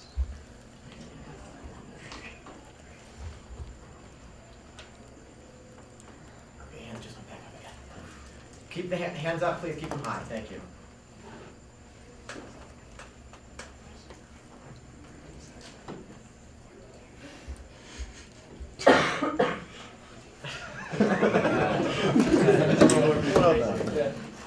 This, oh my god. Okay. Hold them up. We're wasting more time here.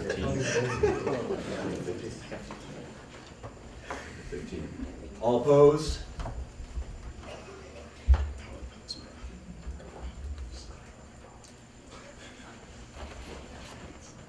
Yeah, that passes. This passes 15-5. Alright, starts. Yes, still you. I'm gonna go fast, thanks, apparently people like you. I like some bylaw changes, but as people have stated before, that if it's already in Robert's Rules of Order, and you put them back in the bylaws, just for clarification purposes, that we're missing parts of Robert's Rules of Order that have been made, that loopholes can't be made for, right? So you put anything in the bylaws that's not stated exactly the same way Robert's Rules of Order is, which has been used over and over again for years now, we can have these loopholes and weird conditions that don't apply in Robert's Rules. On top of that, clarification can be done by a parliamentarian or a secretary or anyone who wants to put rules down. I know for a fact right now in the binder there's a bunch of motions that can be said as well. Anyone can print out a cheat sheet for Robert's Rules, and it's pretty clear how it works. So clarification should not be a reason why you put more things in our bylaws that are not as well understood or vetted as Robert's Rules are. Especially like we're the point where the GM has a point to rule anything out of order if it's inappropriate. Inappropriate is a pretty vague word, though it is used in some senses. Robert's Rules is a pretty clear definition of it, so it's putting in here as well at all gives you a reason to debate it as a grand marshal or as a senator as well. So I feel like the more things you put in here, the harder it is for us to do normal things if people want to fight against parliamentary procedure. Cool. So first off, just gonna go backwards. For the where it says inappropriate, that's just the word I threw in this so that you can actually read it on the PowerPoint. It's actually more specific in the bylaws. It's maybe not as perfectly specific as it should be, but it is more specific in there. Furthermore, that is a good point on clarifications. Why clarifications should be included, and again, can be addressed and can be removed. I do intend either way to produce an updated cheat sheet for stuff that's particularly pertinent to Senate, particularly the stuff that we've added. And I'm sure I'm going to work with the parliamentarian and the Grand Marshal on that as well. So We have 3 minutes remaining. Tina? The first thing I want to do is clarify an incorrect statement that was made previous related to explicitly stating that paper would not be allowed. Currently, our bylaws state that a vote shall be by show of hands unless the Grand Marshal or any officer, senator, or committee chair requests a roll call, meaning that our bylaws only allow for show of hands or roll call. Paper is not allowed currently. Going off of that, I would also state, echoing what's been said, that I'd be opposed to paper because what we do as Senate are public votes, that really being able to say what your vote is, I think is an essential part of what we're doing. Okay, James, 1 minute 20. Alright, so I just want to clarify my point from earlier. I believe currently roll call is just any senator, one person, and I believe you're trying to change it so that roll call could be one senator and then another senator seconding it, and then possibly dissent. and then once it goes to dissent, there will be talking and voting on that dissent, correct? Okay, so actually, as of right now, it's just a motion and then dissents. We just never use dissents. So we're just adding in a second so that we don't have someone potentially troll the committee by trying to do a roll call vote every single time. So instead of it being motion then dissent, it's motion second dissent. Michael? I think as far as the secret ballot goes, I agree that almost all of them should be like public. I think there might be like some instances where it might be advantageous to do a secret ballot. For example, if like the Grand Marshal for some reason is removed and we have to appoint a new one from within the Senate, I don't think that should be a public vote. I think that might be better served with the secret ballot. Just because I think the running of the Senate is handled by the Grand Marshal, and if he knows certain people are voting against him, that kind of ruins the purpose and kind of undermines his authority, I believe. That's just the one, I think, and in that case, I think it should be explicitly stated, but otherwise, no secret ballot, in my opinion. So that point was made frequently, so I will potentially take it out with everyone else's opinions. Mason, I'm sorry, we have 40 seconds left in the talk. Awesome. Okay, so and not just for secret ballot by paper, but I think that possibly if we remove the exclusion for that, we could maybe add something that mentions the possibility of electronic ballot, just because it seems like we have a lot of issues with counting. If it were No, those are something- personal problems. They are, but they're personal problems that seem to plague all the people that count. So if we had something like a button that WebTech set up or something that we'd all press and like we'd have green lights or whatever, it could make things infinitely simpler. And we wouldn't spend 5 minutes at the end of every vote counting to make sure that we all voted. James? That's time. I'm pretty bad at counting, but I'm pretty sure that's time. Okay, thank you, Justin, for the presentation.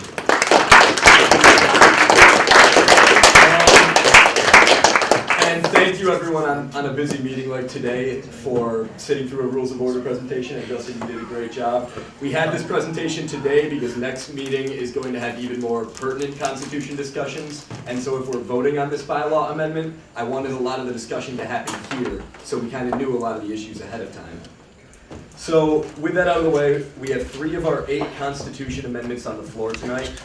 As you should all be aware, listen up everybody, as you should all be aware, the Constitution Committee was reformed in October to make necessary fixes to the document.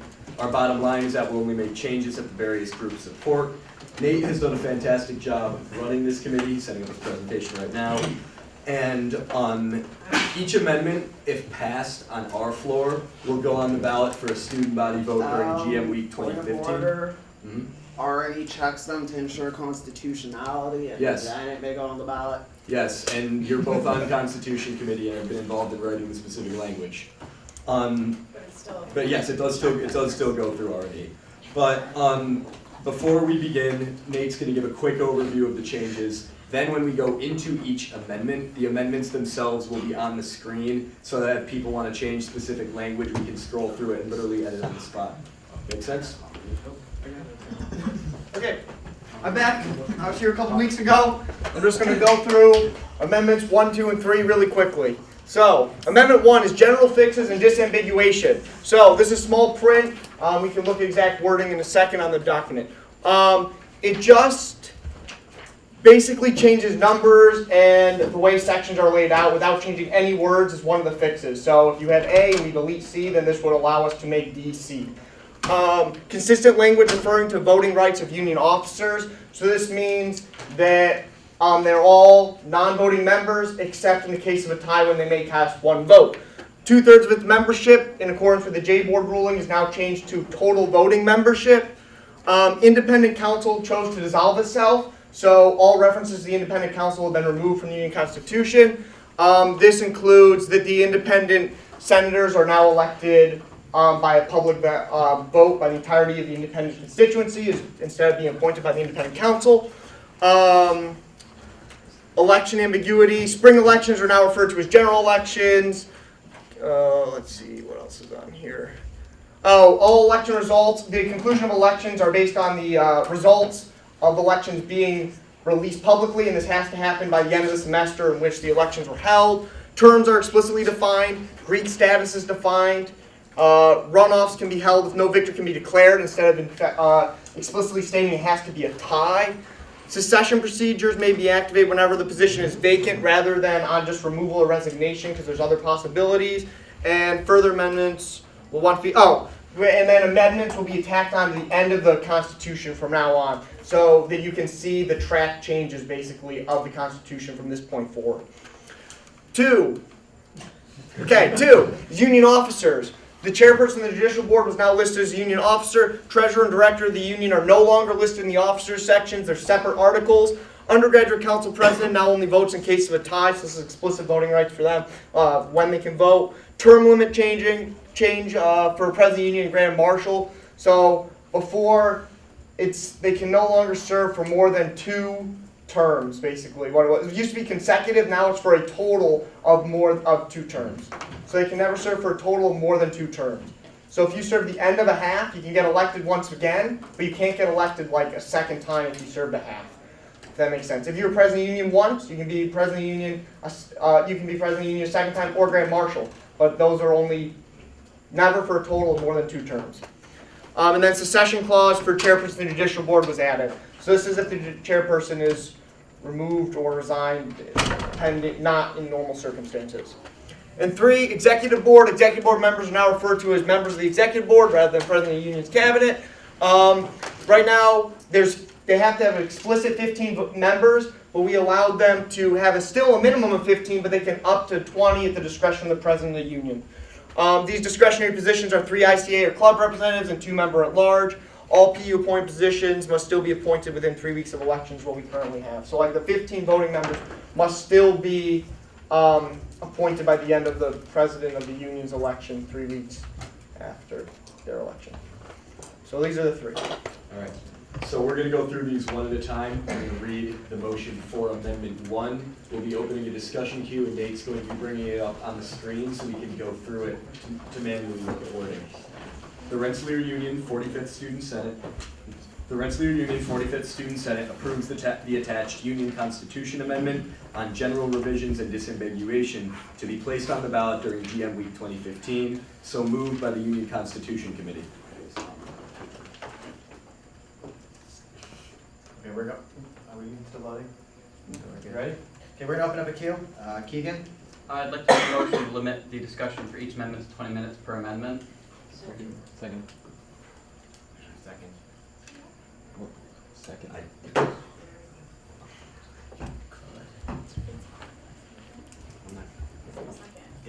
Is there a second? Yes. Okay, then we're going to vote on that. It takes a 2/3 vote. He wants to limit discussion for each amendment to 20 minutes per amendment. All those in favor? Please put the hands up, keep them high, and don't change on us.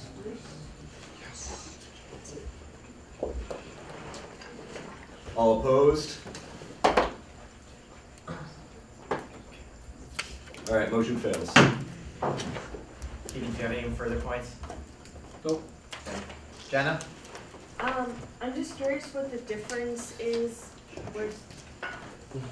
between victor and a tie. I guess there's other reasons you could declare a election. If a tie implies that you have exactly 500 and 500, so you could have other reasons why you might not be able to declare victor. You need to have 40% vote for the Grand Marshal, for instance. So it's not a tie, but he didn't have 40%. So there's different cases such as that. Or maybe, yeah, that's a good example of it. Josh? Tuesday, the executive board met and discussed some of the points with concerns to the executive board, so I'm sorry, but I'm gonna have to make an amendment. The amendment is, it's related to this. Yeah. So it relates to Article 7, elections, Section 10, specifically parts A, C, and D currently. I moved to change where it says following of the conclusion of general elections, change where it says those parts to following the conclusion of the general election for their respective positions. The reason that this motion is coming up is because there have been certain cases where a spring general election like GM Week might not have the full slew of positions because of some kind of problem with the election. So one position could be under election, and so that would be a special general election. Is this for 10A? It's for 10A, C, and D because they all have the phrase following the conclusion of general Yeah. elections. So Shoshana has motion to amend 10A, 10C, and 10D to all say following the conclusion of general elections for their respective positions when referring to the appointments and installation. Point of order, this is section 10 under which article? 7. That'd be a point of information. Okay, Michael seconds. Second. That's untrue.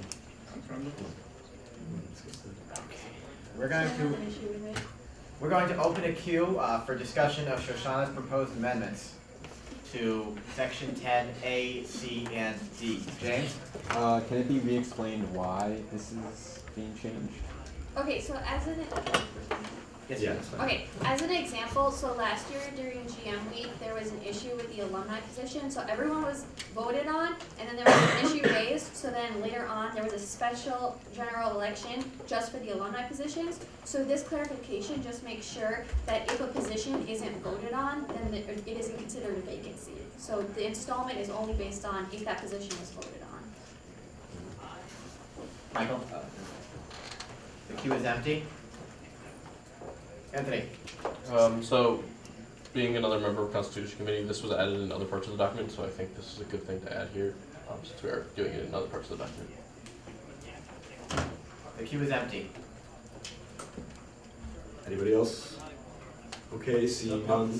No, it's just motion to vote, but. Oh, that's out of order, the queue's empty anyways. Seeing none, then we're gonna move to vote. All those in favor of Shoshana's change to this amendment? What's the change again? It's typed right there. It's being typed. Yeah. This is a majority. It's just majority. Vote. This is a Yeah. majority vote. Members present and voting.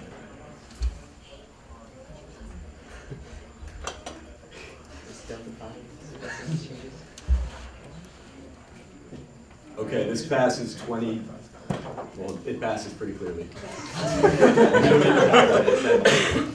Can you just hire an abacus? Okay, let me get off topic. We're gonna revert to the initial queue now, discussing the motion to amend general revisions and disambiguations with the approved amendment. Spencer?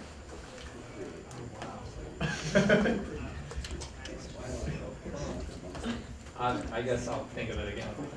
James? That James. Okay. With regards to the independent council, I understand that they would dissolve, but is there any likelihood that they will come back in such a time that it would be useful to leave them in the Constitution? Or dissolve in such a manner that that them coming back would require an additional Constitution amendment? So I'll yield that to, I guess, Kyle. Okay, I mean, to my knowledge, there's a very, very low chance that they're gonna come back, and this is because they were defunct for around 15 years at the time of their dissolution. So, as it stands right now, them being in the document leaves several holes, such as independent council senators that are only appointed by some floating legislation passed last year. That's my 2 cents. The queue is empty. Any other comments on the whole amendment? Okay, seeing none then, I guess we'll move to vote. Again, constitutional amendment requires a 2/3 vote. If it passes, it's passed to R&E. R&E reviews, and if it's constitutional, it's put on the ballot during GM. So, all those in favor of Amendment 1, general changes and disambiguation, as displayed?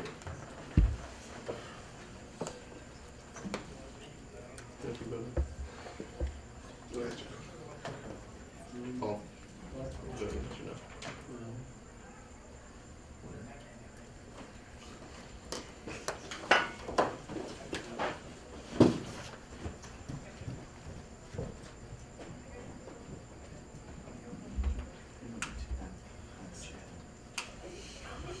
She's not she's a parliamentarian. Yeah, I got 21. All opposed? Okay, motion passes 21-01. Sorry, 21-0. Yeah. Oh, okay. It was right there.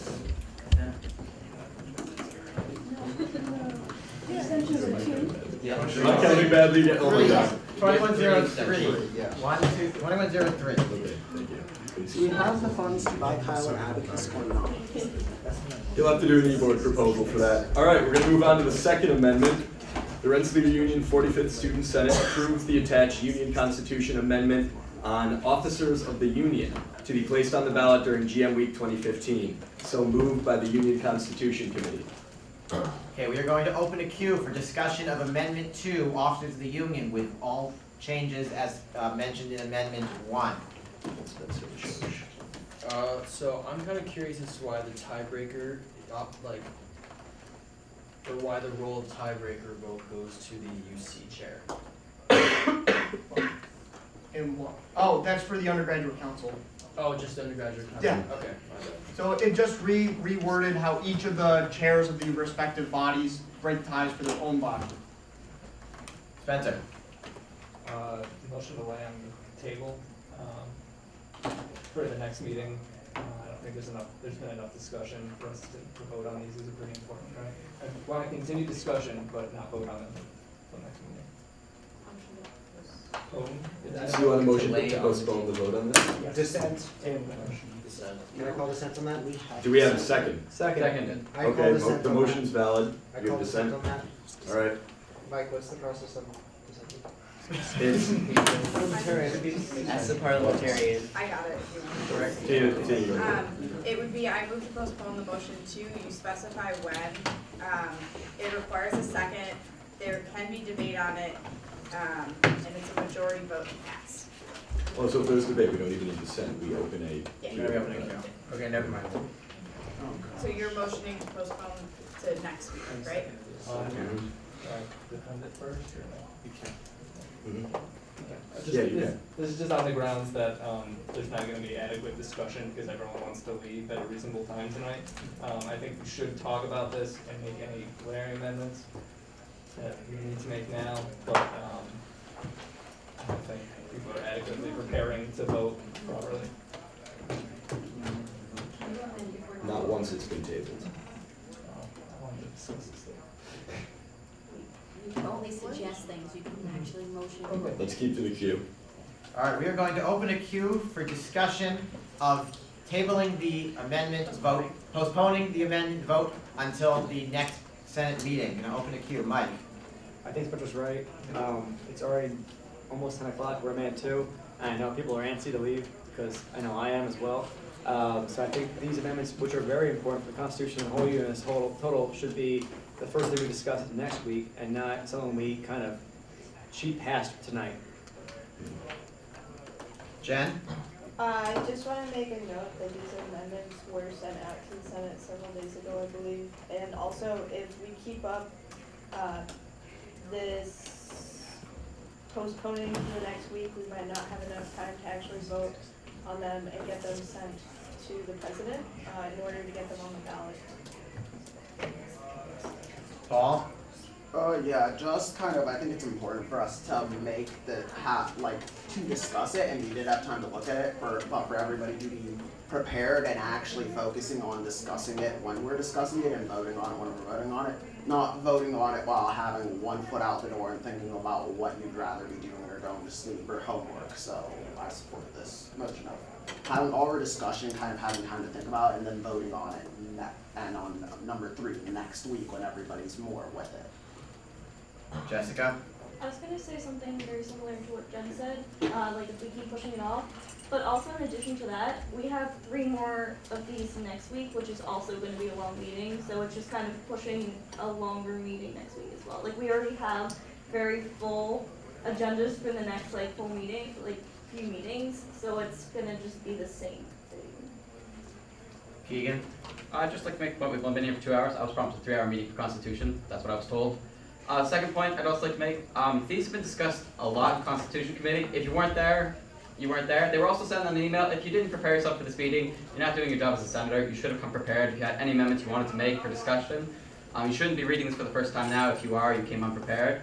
And I'd also like to second the idea that we have really busy meetings and we need to get these things done. If we keep pushing them off, we will not get them accomplished, and then there's no point in pushing it off because we will never get them all done. Kyle?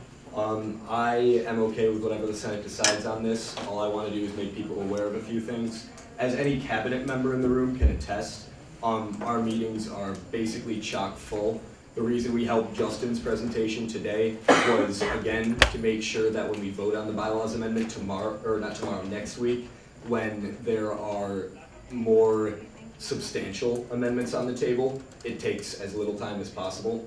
So my only concern with putting things off is just that we might overburden people next week. These are long meetings, but there really has been no way to avoid that. And that's, at the rate we're going, pretty much gonna continue until we hit the Constitution deadline. James?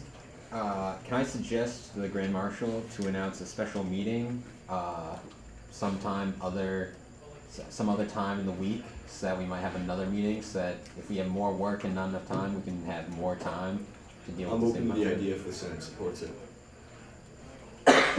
Tina? I was actually gonna suggest something similar to James to have, so that we can keep our meetings a reasonable length, but still have more time to discuss. Because I know that when you hit the 2-hour mark, the eyes start glossing over. The other thing is, to clarify for everyone, we have 2 Thursdays after today, and then that would be the deadline for everything to go on the ballot. So there's 2 full weeks that we have left. And that being said, like, I think this is a really important topic, so I would be in favor of moving other things on the agenda to give more time for this if people really want to discuss it. Jenna? I pretty much agree with everything Tina says, and I like the idea of having a special meeting because everyone wants to leave. Mike? I'm with the favor where everyone should already be prepared for this. Yes, that's correct. This is out beforehand. People were knowing about this beforehand, but it is already 2 hours. People are tired. There's already one Saturday falling asleep on the table over there. So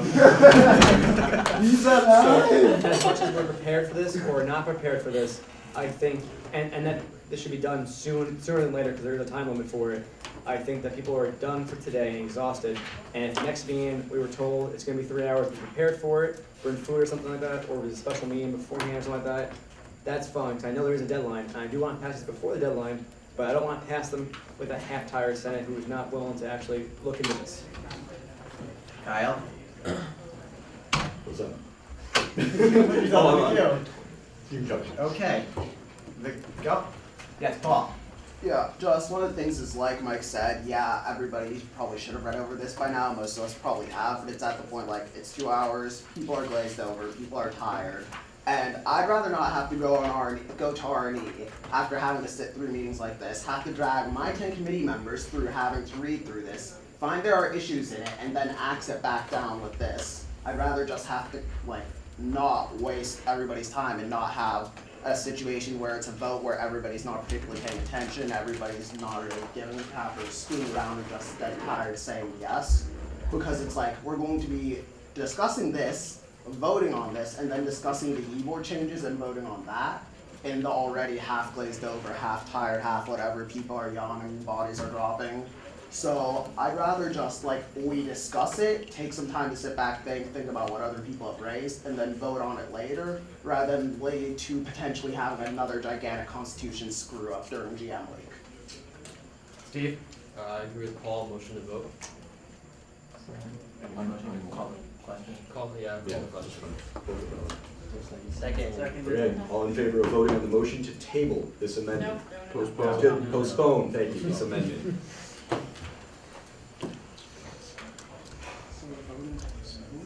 We're voting to vote. Oh, we're voting to vote, yeah, I said we're voting to vote. We're voting to vote. Oh my God. I think we want to vote. It passed, it clearly passed. Okay, then, all in favor of postponing this amendment?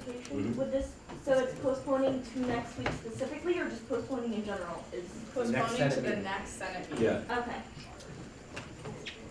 Yes. Yeah, it's postponing until the next Senate meeting. All in favor of postponing this until the next Senate meeting? This vote.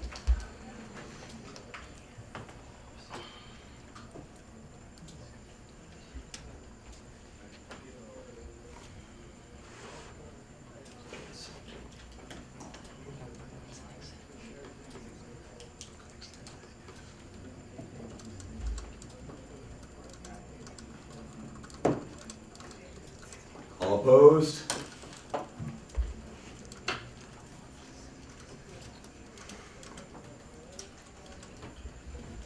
Okay, this passes 16-5.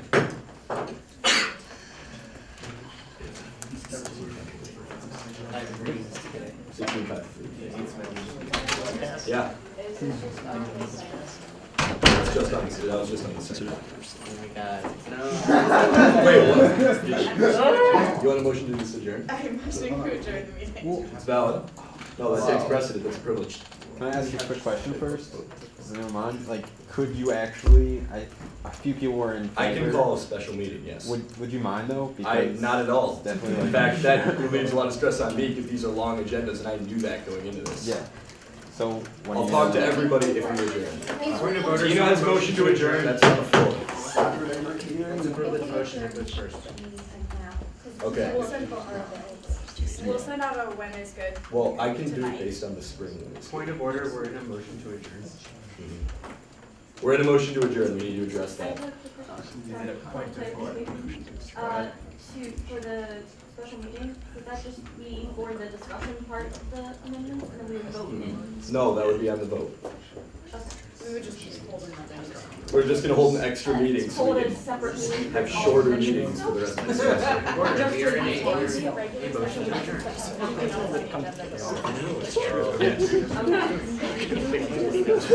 Okay, stay in order, everybody. All in favor of adjournment? This would end the meeting. Majority vote. Majority vote to adjourn.